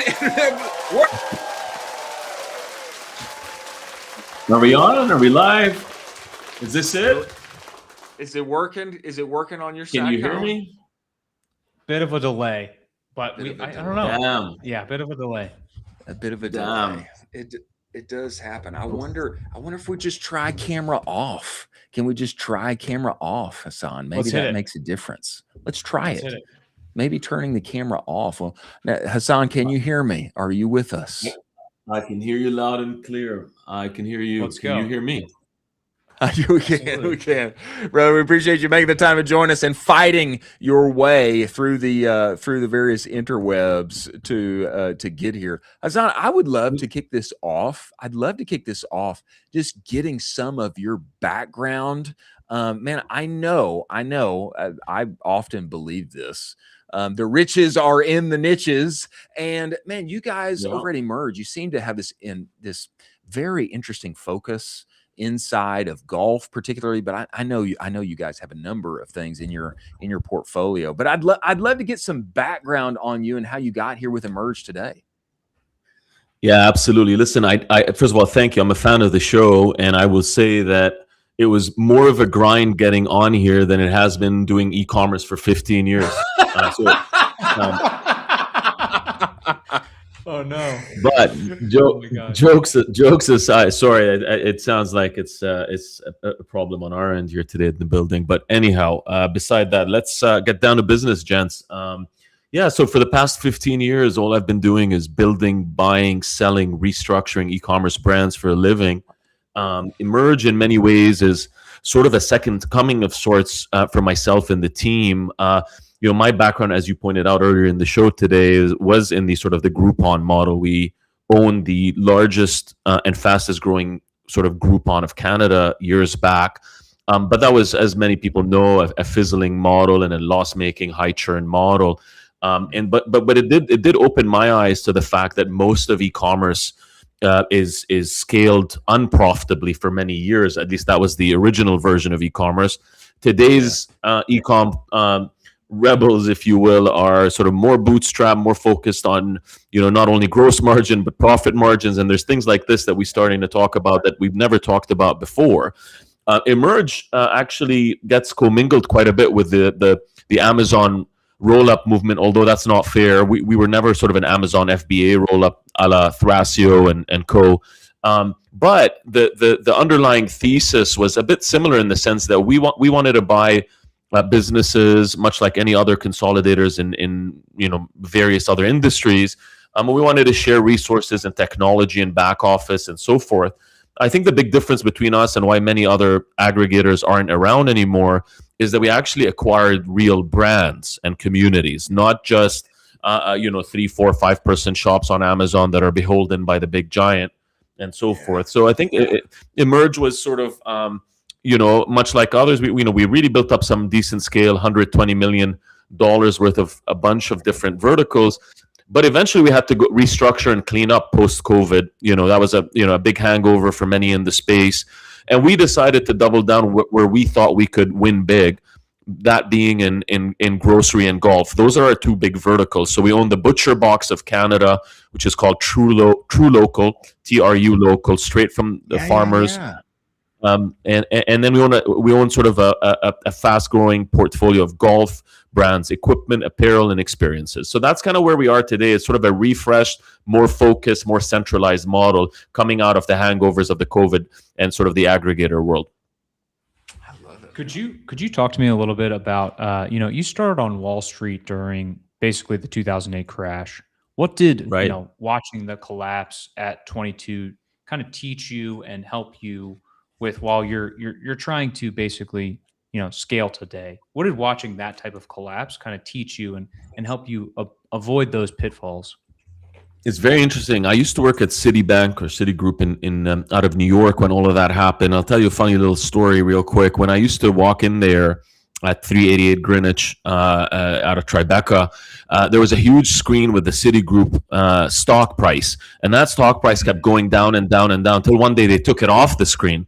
And the running joke at the time was that the ATM charge, the charge for you to get your money out, was $2, and Citi share price was $1 something at the time for a brief minute. But I think what's interesting is if you look at, and no one's ever asked me this. This is a pretty cool story and question. When you look at that sort of conundrum where all the big Wall Street banks were and all the markets were, and then you look at the bets that were made at those lows and how things came back. Like the government made tons of money. It was one of the biggest investments and returns they've ever achieved was during those times. So have many others. Many fortunes have been made. So to draw the parallel and sort of looking at e-commerce when it was down and at times when it's not favorable, there are really some really exciting buying opportunities and acquiring. We're not so much focused on distressed anymore, but we are really focused on opportunistic. So as an example, I'll tell you our two most recent acquisitions, the one we did a few months ago and the one we did last year, both were for 2 to 3 times EBITDA. Both were profitable and cash flowing. Both had been around for between 1 and 3 decades, right? So we are now this new emerge. Right, we call it re-emerge, and our new playbook centers around this idea that we can buy boring and make sexy and modernize through our advertising know-how, through technology, dare I say through AI. But the idea is we want to buy out of favor, opportunistic, cash flow positive day one companies, and that's sort of this new version of emerge that we've stumbled on. And so, like, let's say the golf equipment business, Tee 2 Green, we bought for about 2.2 times EBITDA. Founder was 38 years into the business, wanted to retire, wanted a good custodian for the team. And he knew that we knew golf. We took care of our people, and there were some synergies with our 400,000 golf database. And so we put one and one together, and now this is a business that used to grow at 3% a year, is now growing at 33% a year under emerge. Whoa! I mean, let's double click on that. So Tee 2 Green cash flow exceeded the purchase price in the first quarter post close. How do you find deals like that, and like how repeatable is that? Because that just seems kind of like a unicorn. I mean, you guys just home run grand slammed that one. It is. And look, like a year later here, just a few months ago, we acquired this other company that's been around for a decade plus. In that situation, it was a public company having some debt issues, looking to sell some of these parts. And we had been there. Emerge had been there where we had to sell off, to bring down our debt from 30 million to 5 million. That was exhausting, and we did have to sell pieces. So there are opportunities in special situations like that. You are absolutely right. You couldn't go buy hundreds of companies at 2 times EBITDA right now. I don't believe it. I think some of these companies are worth 2 times, but they're not admitting it. That's a different story. But I do think that you gotta play the long game. So like with this golf vendor, he was a vendor on one of our marketplaces, and he decided to call it quits after a while. Cared quite a bit about his team being treated the right way. Cared a bit less about the price and the multiple and all of that stuff. I mean, occasionally you will get folks who are just have built this for such a long time and have other personal reasons to leave, or public companies in trouble or anything like that. I think it's special situation stuff, to be honest with you. It's not an everyday thing. Gosh, it's wild. This is wild to me. It's also wild that you casually slipped in the fact that you paid down your debt from $32 million to roughly just under $5 million. What is that playbook? If a founder is trying to do that right now without killing the company, how do you do that? How do I go through this? Because that seems almost an overbearing, overwhelming feat if I'm standing in front of a mountain trying to do that. Yeah, we didn't kill the company, but we almost killed ourselves trying to do that. It really was an enormous undertaking, and I think just to backtrack a little bit, to go back a little bit to those few tough years post-pandemic. Essentially, we and many others had bought various companies in record time, raising record capital and using record debt to do so. And suddenly the unwind of that was a choice. So when we looked at this and analyzed it, there was these two components. One was just from a pure math perspective, did we believe that we had certain assets and brands and businesses and teams sitting inside this quote unquote black box that deserved for us to go through the trouble of cleaning this up and selling the other pieces, right? So you had to believe that you were still sitting on something that was highly, highly, highly undervalued. To give you an idea, Emerge is a public company, the TSX Ecomm on here in Toronto, and because of the debt situation and the equity holders thinking the debt was effectively going to wipe us out, there was no way around it. Our equity value went down to 1 cent a share, which was $1 million market cap for a little while, and that was at a time when we knew we had tens of millions of dollars of sales. We had 5-6 million in EBITDA, so it didn't matter, right? Because the servicing of interest on the debt and the debt obligations coming due were way too high. So this was the problem everyone had. Now here's the difference: most of them just either bailed, filed for bankruptcy, moved on to do other things. There's all sorts of these companies that are just no longer here. Thrasio itself went bankrupt, obviously came out of bankruptcy, and and to some extent is reviving itself in a different way. We never entered that zone. I sort of made the decision, and along with my team and the folks around us that were supportive of the big picture here, to reset and said, listen, we're going to do this the right way. We're going to go asset by asset, and we're going to sell off any businesses that don't have EBITDA or cash flow enough to service the debt relative to the price we could sell them at.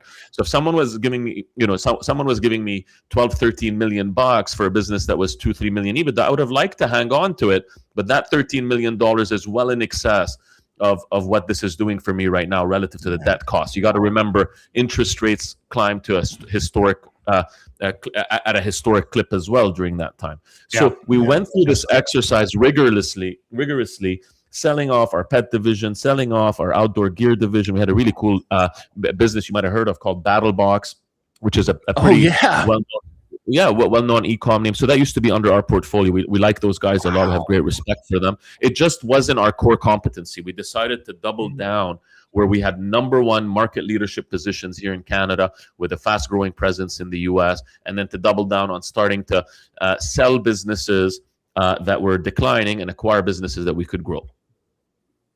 Wow. This is an incredible. It's an incredible story. Number one, Ghassan.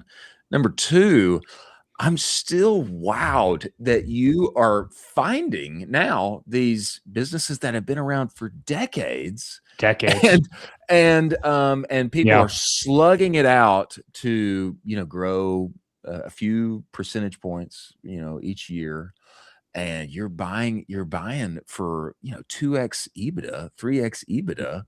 And then you're turning on the juice and 30%. This thing at a 30% clip. I mean, crazy.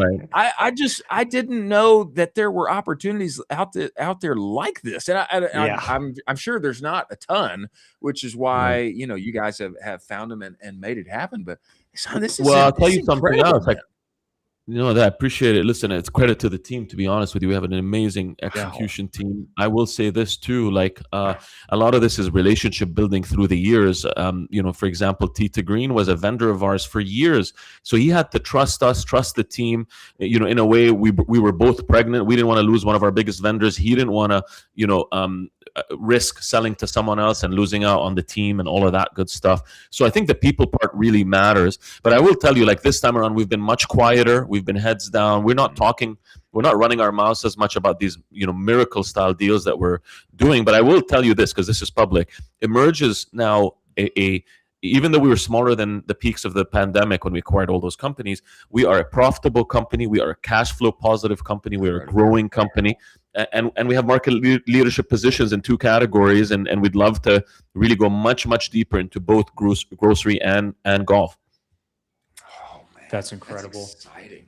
Could you kind of talk a little bit more about the macro of e-commerce? Potentially, there's one e-commerce trend that everybody's hyped on right now that you kind of are ignoring and just kind of staying laser focused on. Are there any trends right now that you're seeing in the marketplace that you just kind of have to shut the doors on and stay focused and you think will just pass out? Yeah, you know what? and I don't mean to be like the anti like sexy, right? Like to some extent, I'm starting to look at with my age, but like I really do. I really do think that it's not that I don't buy into some of these things. Like I see all the buzzy stuff. We try to keep abreast and test things and talk to people and so forth. So we do all of that, right? But at our core, I still prefer $1 million in cash flow in my hand for 3 times EBITDA that I can then apply the most basic wins. So as an example, Tita Green didn't even market on Meta at all. Forget marketed bad or wrong. Didn't market. So I always, what I tell the team? I know we're not geniuses, but I love deals that make us look like geniuses, right? That's the idea. For sure. So we want stuff that we don't want the too hard bucket, as Warren Buffett calls it. We're a strong pass on anything we don't understand or we can't rule, right? I'd rather rule in hell kind of thing, right? So, at the end of the day, that doesn't mean we don't need to be tech forward. We don't need to automate our processes. We don't need to think through, smarter, analytics and all of that. We are investing in it in the background.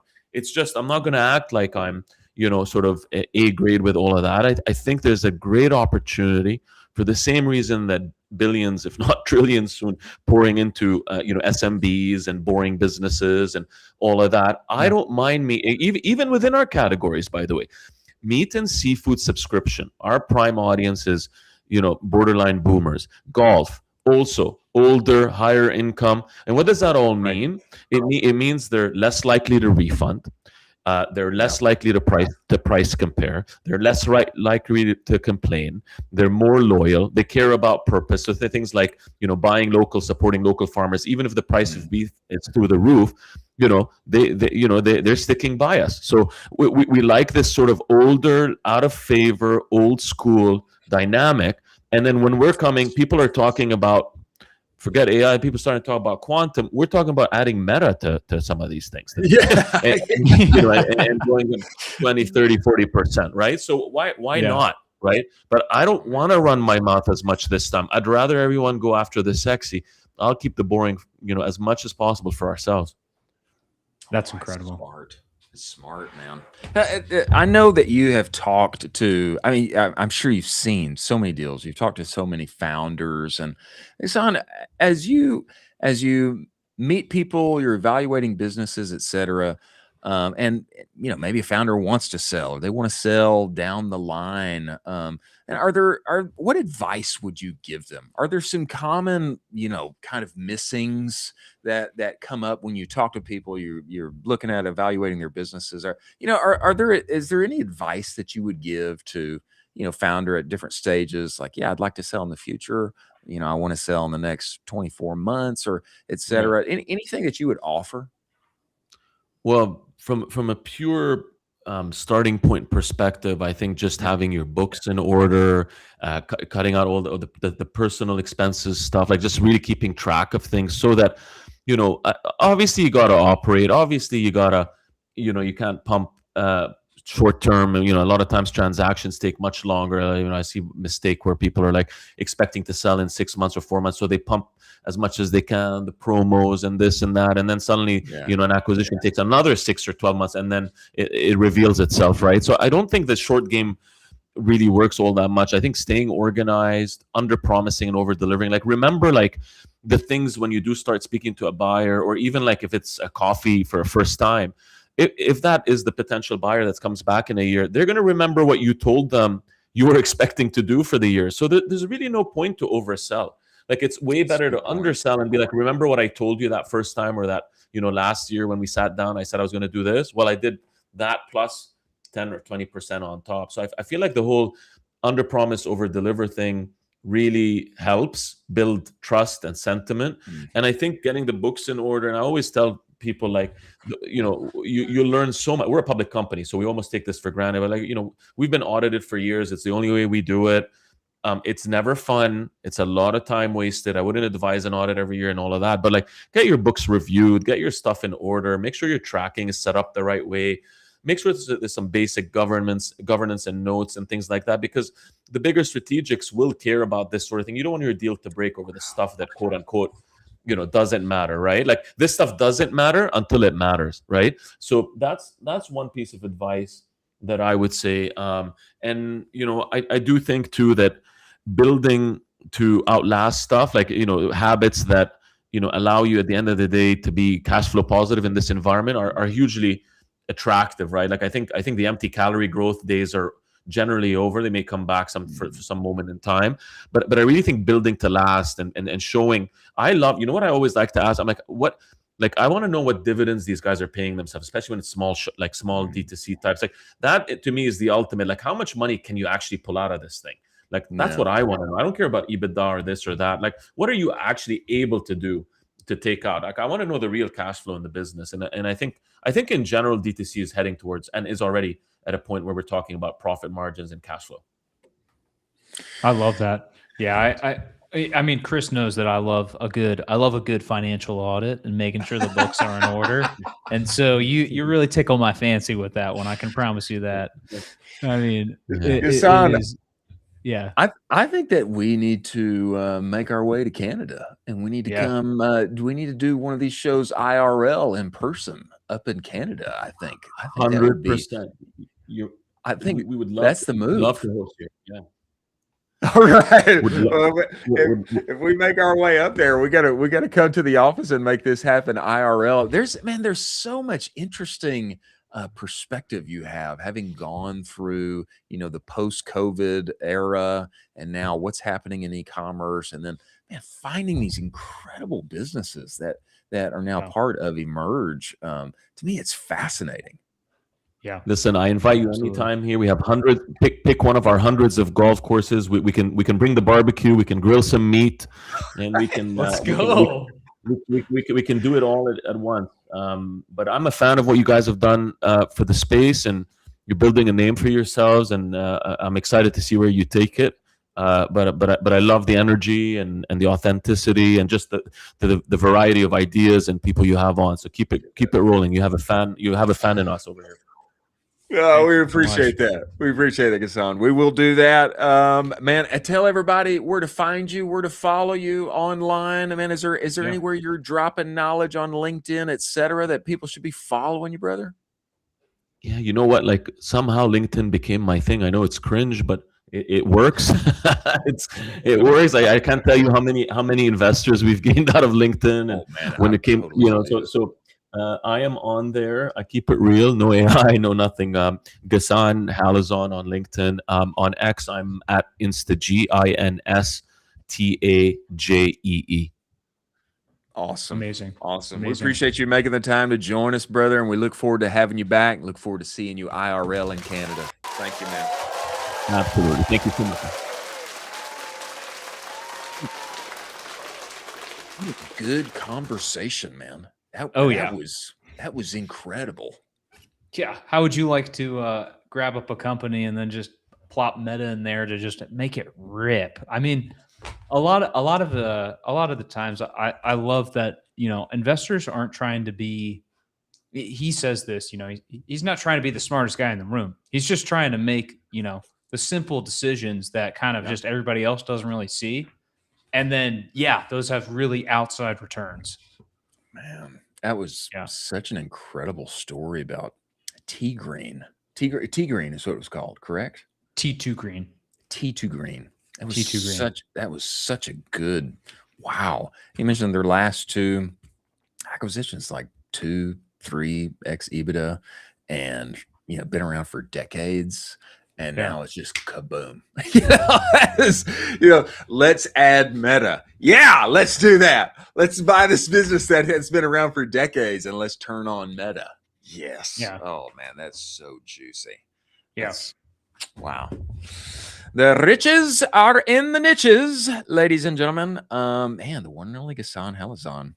We need to make our way up to Canada and talk with him some more. As we move forward to our lightning round of stories, ladies and gentlemen, let us talk about Axon by AppLovin. If you are running a D2C brand and you're not on Axon yet, you're leaving money on the table. Don't do that. Axon gets you in front of more than 1 billion new customers inside the games that everyone loves to play. Solitaire, Mahjong, Candy Crush, etc. And more people play mobile games than you think. These are financially comfortable household decision makers, and the unlocks the format, okay? People are watching your ads on average for 35 seconds, which is crazy, especially when you're used to being on Instagram. 35 seconds. It's absolutely wild. 80% of the purchases happen within an hour of the click. I know from my own experience, a friend of mine was working on his brand. Meta was tripping. We moved ad spend over to Axon, and boom, Q4 saved, resurrected, new customer acquisition back up and to the right. That can be your story too. Your favorite brands are already there: Wayfair, Dr. Squatch, etc. You scale up to 100K in ad spend per day inside of a week. You need to get on it before your competitors do. Go to axon.ai/en/Ecomm Cowboy. Many thanks for Axon being part of the show. Now, lightning round. I think you mentioned this yesterday, actually. I did. Population collapse meets your $7.93 punchline. This comes via Mark Cuban. There has been a lot of talk about societal collapse. What's wrong with this? There's nothing wrong with this. Nothing wrong with this.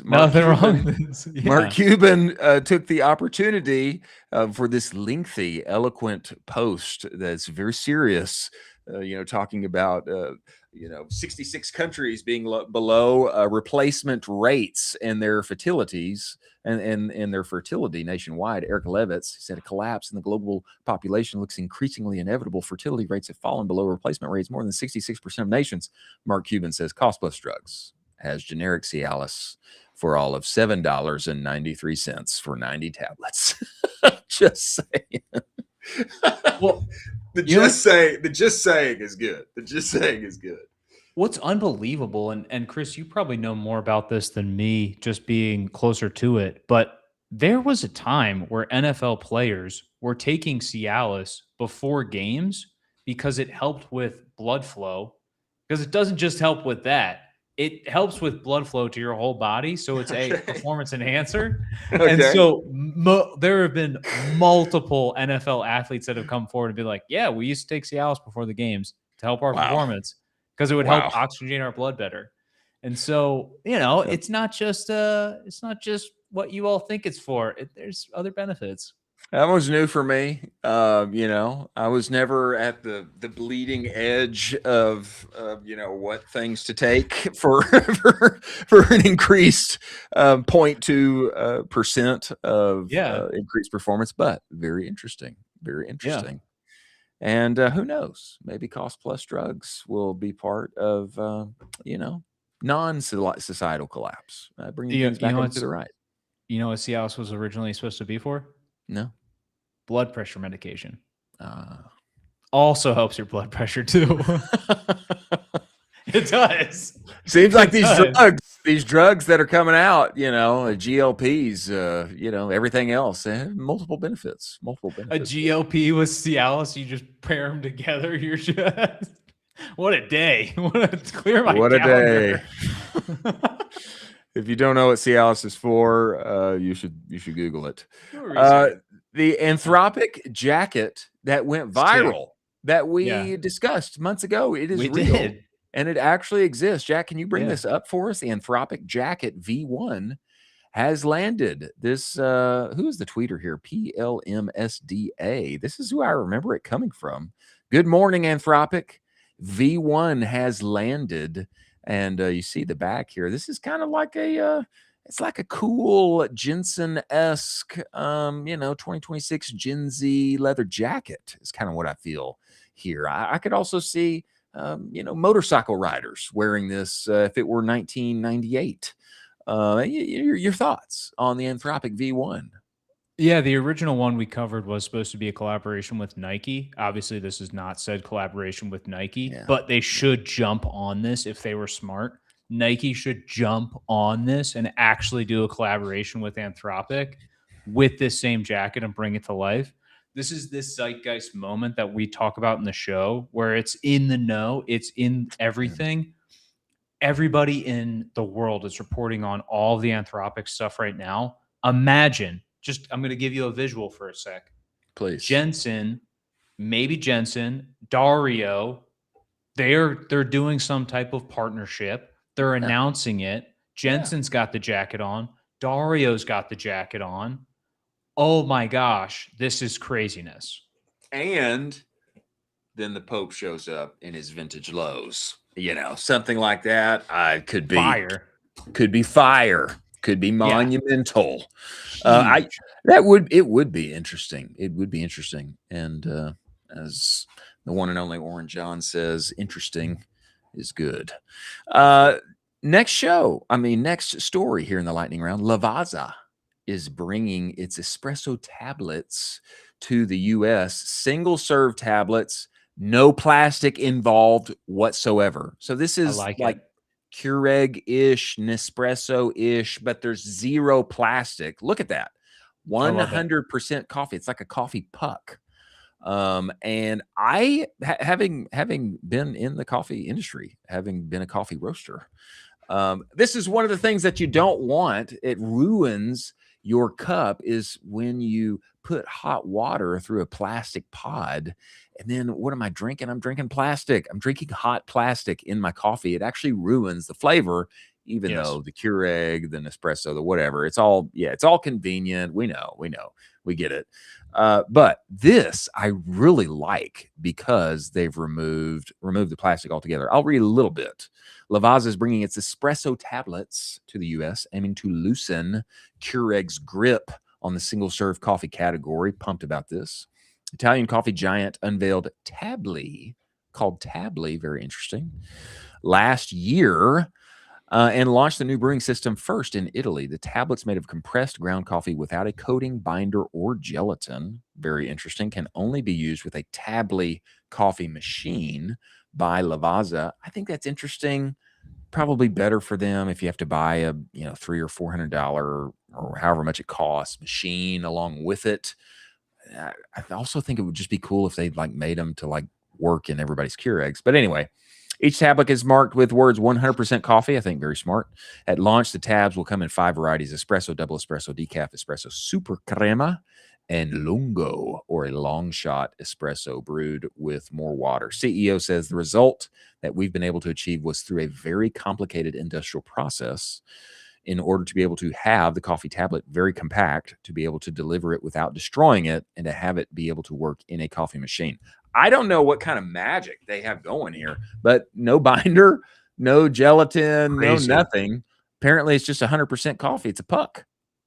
Yeah, it sounds like, just kind of looking through the through line of it, it sounds like they compress this thing into infinity in order to get this thing locked and loaded. Pretty wild. I really, really love that they're doing this. I know exactly what you're talking about when you put that plastic cup in there and you kind of get that taste in the coffee and you're like, this is gross. It's gross. It's a great move in the right direction. I think it's also a great move given all of the pushback right now with the microplastics that are going in everybody. Smart. I think this is the correct move. I would love for them to make some type of universal option here that they could just make $1 bajillion on out of the gate. But I love this. You know that I love coffee. I will be ripping single and double espressos all the time. I've fully converted on the path. I don't drink regular coffee anymore. I just rip single doubles every day. I basically do double espressos every day, and it just gets me there. It gets me right there, ready to go. I think with the trend of PFAS and forever chemicals and all of this, we have microplastics in our bodies and such. Being able to do this and being able to be hey, we're the high end, we're the people who actually care about your health, is 100% coffee, like all that, I think is going to, I think they'll be rewarded for it. Right now, Keurig holds about half of the total U.S. market share for fresh ground coffee pods. Kind of crazy. According to data from Euromonitor International, Nespresso holds a roughly 7% share. So is Breville in there? Not mentioned here. Not mentioned. Breville's not mentioned. But there's some ground to be made up. Keurig's got half. They got half of the market, and Nespresso only has a 7% share. So anyway, very interesting. And I hope it pays off for him. I'm very interested to have it. And good on Lavazza for launching the Tably. I don't want to pay for a whole new machine, really. But who knows? I don't know how much they'll be. Do you know how much they are? They're usually, I'm looking at it right now, they're usually $200. There's it's not terrible. There's also there's the La Marzocca. Do you know that one? The La Marzocca, the one they use at Starbucks. Oh yeah. That one's like $7,000. It's like crazy. They're very, just very unbelievable. expensive. Yeah. Well, it'd be interesting to see how it plays out. I definitely want to try it, and maybe Keurig will figure it out and respond in their own way with a new 100% coffee. What we shall see. Moving forward to watch and react, a very interesting video that I want to learn more from. We get it from Jamie Gannon, the one and only, as per her own moniker, Tech Bimbo, as she is known on X. Before we get there, let's talk about Proxima AI, ladies and gentlemen. Your buyer data already knows what ad you need to make next. You just can't read it yet. That is the problem. Most brands, marketers, they brief from instinct. What ad performed well? Let's change it up. Let's try this and hand that off to the creative team. Problem is that there's no signal from your actual buyer. Proxima changes this, reads your conversions across real shoppers, across 2,000 plus e-commerce brands, shows you exactly who's buying, what else they respond to, and where your account has gaps. You connect your meta, you connect your Shopify, and Proxima maps every conversion back to a real buyer segment inside the commerce graph, what they buy across the web, what they respond to, etc. Suddenly your gaps are visible, and what you start with is not a blank page to brief from. You get a feed of creative briefs brought to you from buyer segments who are already converting on your account. Every brief grounded in the commerce graph. It's data your competitors don't have. See who bought, see what to make next. Stop the slop. Go to Proxima.ai. First 3 briefs free every month. Stop the slop. Proxima AI. Many thanks for them being part of the show. Now, watch and react. Jamie Gannon's boyfriend, who she mentioned when he was on the show. Yeah. They have finally brought out of stealth to market what seems like this insane tool that I honestly just wanted to watch and learn more about. We know who he is and what they've been working on now. I'd love to play this, a $20 million bet on AI customer mind reading. If AI can read minds, then I'd love to know it. Jack, if you will play this with sound on for us. First AI marketer that predicts when your customers are ready to buy and actually converts them for you. Built in close partnership with OpenAI, Minerva analyzes your customers, your campaigns, and our own proprietary context on 270 million Americans to predict what and when a customer will buy. Trust and will, luxury presence, and wander. already work with Minerva to drive more revenue. Let me show you how it works. Let's say you're a luxury brand looking to grow your revenue efficiently. We connect Minerva's platform to Salesforce, Meta, Klaviyo, and Shopify. Right now, Minerva is deploying a dozen specialized AI agents to understand how your business sells. These agents scan every Meta ad you've ever run, every customer order, every abandoned cart, and even the first sales call your brand ever had back in 2011. The black resin bag is so cute. Do you guys have it in stock right now? Within minutes, Minerva finds two critical issues. First, you're spending millions on ads targeting customers who look interested but almost never convert. Second, only 20% of your ad spend is going towards your highest value buyers, even though they drive 80% of your revenue. Minerva's agents highlight Mary, who spoke to your team in 2019 about buying a $20,000 handbag, but never purchased and didn't tell you why. At the time, your team marked her as a lost lead and moved on. But Minerva is one of the world's most complete private data sets on 270 million Americans, giving it context no human has. The data shows that Mary's been promoted 3 times since 2019, moved into a higher income bracket, and she's been browsing for luxury handbags. Wow. The model score is a 94% match to your past buyers. This means she's very likely to purchase.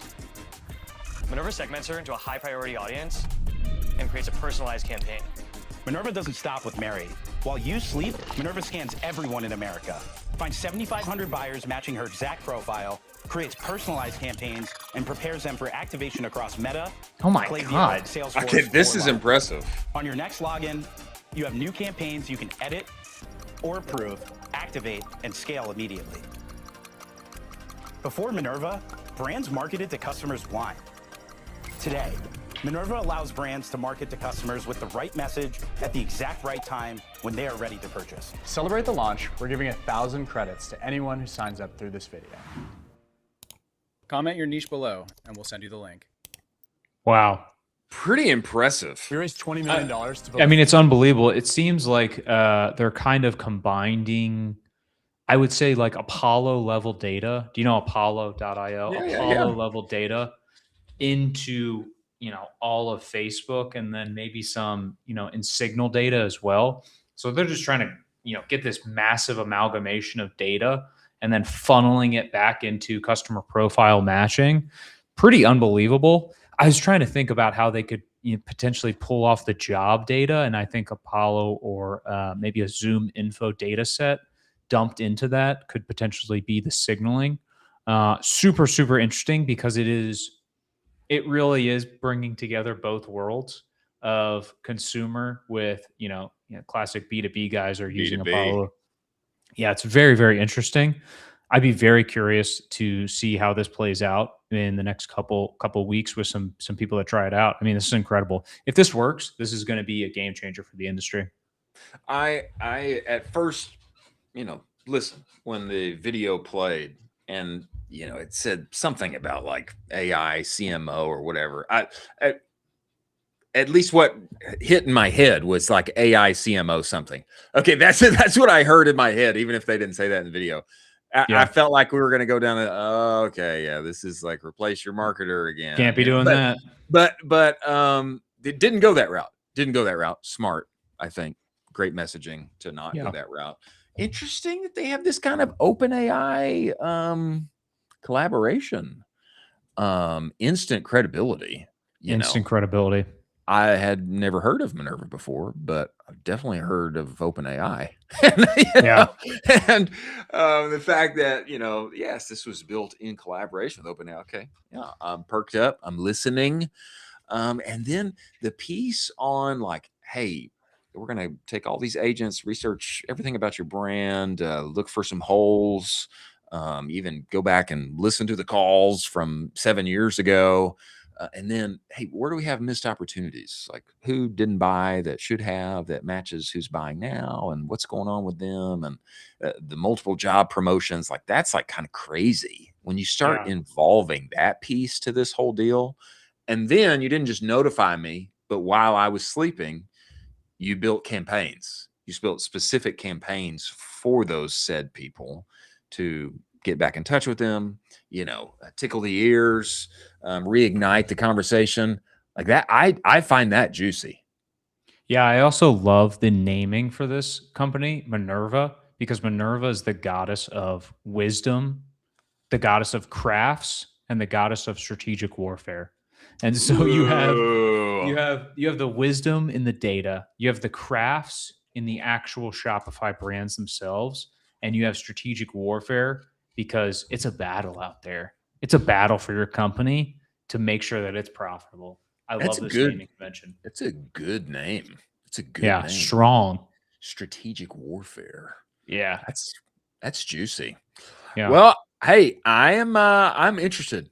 I'm interested, and kudos to Justin Liao being on the team there and bringing this forth. That's interesting. I'm super crazy. I'd love to talk with him more. And see how it works as we move forward here to another watch and react Chief World Cup watcher. That is. Let us talk about Rocked After Sale. Ladies and gentlemen, most D2C brands are obsessed with getting the next net new customer, as they should be. But the real lever is making more profit from the orders you're already getting. If you can make $3-4 on top of the 5,000 orders that you're getting per month anyway, wouldn't that be nice? Yeah, it would. That's exactly what brands like Olakai, Cozy Earth, Groove Life are doing right now with Rocked After Sale, adding post-purchase upsells and downsells from the cart through the thank you page, and then stacking an extra 30 to 50 cents just for showing offers from Disney Plus and HelloFresh, etc. It's high margin revenue straight to your bottom line. No hit to conversion, no impact on your LTV. You could be live within minutes. If you're already getting orders, you should be getting more out of them. Go to aftersale.com/offers. Get live. It is a no-brainer. Many thanks for Rocked After Sale being part of the show. Now, as we move forward here, I was very excited to find out about this campaign for the Chief World Cup watcher from Fox that is doing this. So just a little teaser here from Yahoo Sports giving us the deets. Fox, along with Indeed, launched a nationwide search to fill the position of Chief World Cup watcher. Role has a salary of $50K. And they are tasked with watching all 104 matches across the 39-day tournament. I think this is a great idea. This feels like the World Cup just took a page out of Mr. Beast's book and just said, "Hey, can you sit in a room and watch for 39 days all 104 matches? We'll give you $50K." Yeah, exactly. Go for it. And the place that they are doing it in and making it a spectacle, I think very smart. Let's watch this video, Jack, and we'll get some details on how this looks and plays out here. I don't know that we need to watch the whole thing, but let's play it and get into it. I've got no volume. I can't hear it. Get some juice on it. I got no volume. Does it have volume? It does. Yeah, for some reason, no volume there. Sometimes internet is hard. It feels good, though. It does feel good. This is good. Jack, bring it back up for us. If we can't get volume, I still want to show it. Here we go. We got it now. We got it.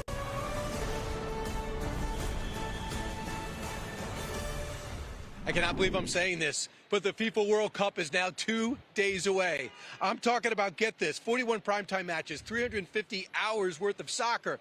How do you watch all of it at one time? Well, that was the challenge given to Brian Borkowski. He's Chief Marketing Officer at Fox. And Jennifer Warren had a job to do, and that is get people jobs of watching the game. It's on Indeed. She wanted to find out if somebody wanted to watch all 350 hours right on Times Square, and that's what this cube is about behind right me. in Times Square. Brian, welcome. Brian, this was your idea. Tell everyone what's going to be happening to Times Square. Scoot forward for us, Jack, and show us a little more. On Fox 1, we wanted to show them and show them through someone just like them. So there's going to be another crazy thing at Times Square. It's a big cube. They're going to be watching all the games there. They're gonna do the reveal here. They're gonna take the red tape down. Of the world's best soccer. First Look off, at I got to show you how cool this do they live in there? In front of Times Square. I think they're going to live in there.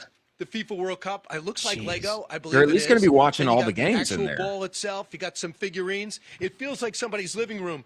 It's I like want a you now living to room meet the in two the middle of winners Times Square. the 6,000 applications. This is Austin Franklin to my immediate right, and playing These are wide the two left, winners. we have Kevin Okoto, the Just Chief two World Cup guys, watcher, just number two dudes. and Austin, you're number one. Just First two off, regular Austin, dudes. Congratulations to both of you guys. Are you ready to watch for the next 3 weeks? Oh, I'm ready to rock. This is getting bigger than this. We're in Times Square. More than ready. So tell me about your soccer background. Grew up in a soccer family. Yes, absolutely. I mean, I grew up playing soccer from 3 years old, right? You're growing up, you learn how to throw a ball, you learn how to kick a ball. Okay, you can then stop it here, me Jack. with just But soccer all the time. I think this is a great idea. Number one, because it makes it a spectacle. You know, of course, everybody's going to be watching, but now they're also going to be seeing posts of these two guys who are getting paid to watch all the games, and inside of this transparent box, this living room that's been installed in Times Square, and like Fox is like making this whole thing a ramp-esque spectacle from The Office. You remember this? I think this kind of thing, people walking by, seeing it, videoing it, posting about it. Obviously, Fox is going to be panning back to this again and again and again over the next 40 some odd days while they're making this happen. I think this is so smart. This is a home run. This combines two really distinct, trends that we've seen that we have told people to double down on.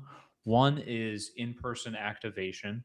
You're doing that. You're doing it at arguably one of the most popular in-person activation spots in the entire world, the entire globe, smack dab in the middle of Times Square. And then on top of that, live streaming. And so you're going to have this coverage and live stream of this, and you get to interact with it and be a part of it. So it's these two kind of, trends that we're seeing. They combine both. I think this is going to be an absolute home run. Great job to them. Smart. So smart. I hope they live stream them just watching the games and hanging out. They I hope are. there's like a camera like hooked up in there. Is there a Well, camera that's the thing. hooked up in their That's the living thing. room? Yeah. Yeah, exactly. They better do that. And then make the whole thing an IRL spectacle with people walking by and looking in on the guys, like watching the games behind them, that's going to happen. There's going to be people like just standing there watching the games with them. Of course. I think that's so good. It's so good. It's so smart. It's so smart. Live streaming and IRL. I'd be curious how much this costs all in, but it probably costs a pretty penny. Methinks it did, but Fox already threw down to show the game. So why not throw down another check and pay a couple of regular dudes $50K each? Oh, I'm not talking about that part. I'm talking about getting the rights to be in Times Square for over a month. Yeah, that had to be a big chunk of change. That had to be so much money. So much money that an unfathomable amount of money. I'll be interested to talk with somebody from Fox and find out how much that was. I mean, what would you guess? I would guess. For sure it's millions. I just can't imagine it would be less than $5 million. I mean, it's got to be a ton. Oh, I was going to say at least $35 million. Golly, it's crazy. At minimum. It's crazy. Yeah. Fixed activation inside of Times Square for over 30 days. Yeah. Probably more than 30 million. Yeah. It's crazy. It's wild. But they'll get a lot of eyeballs as a result. Surely they will. As we move forward to best of the rest and moment of zen, ladies and gentlemen, let us talk about Northbeam. If you are in your ads manager all day long, you know the problem. Every platform takes credit. Every dashboard tells a different story. Meta says this ROAS. TikTok says that conversion was mine. Your Shopify dashboard says this much in revenue and you spent this much on ads in total. Sometimes it's hard to know who's actually telling the truth. Northbeam fixes this with their own proprietary data, starting from the actual purchase, then rebuilding the customer journey from real orders, real clicks, real ad views. Then they push that measurement back into the platform so that they optimize on what's actually driving your revenue, not what the platforms assume is driving your revenue. Start measuring what was previously unmeasurable. Go to northbeam.io and book your demo today. Many thanks for Northbeam being part of this show. Best of the rest. Interesting post here. that we have put together that I think you're going to love. I think you're going to love these.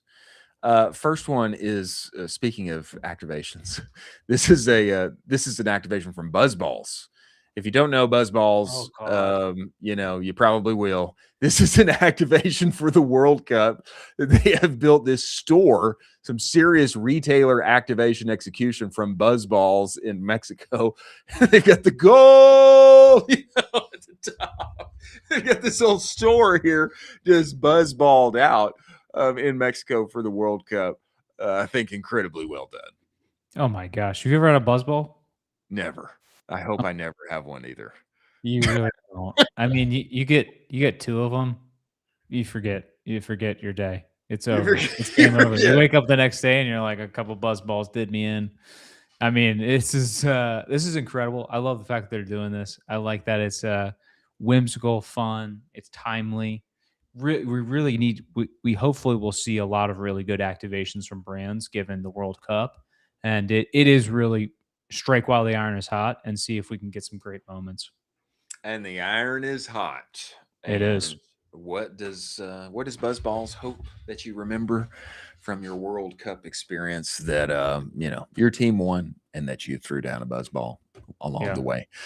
Next, a Monster McFlurry.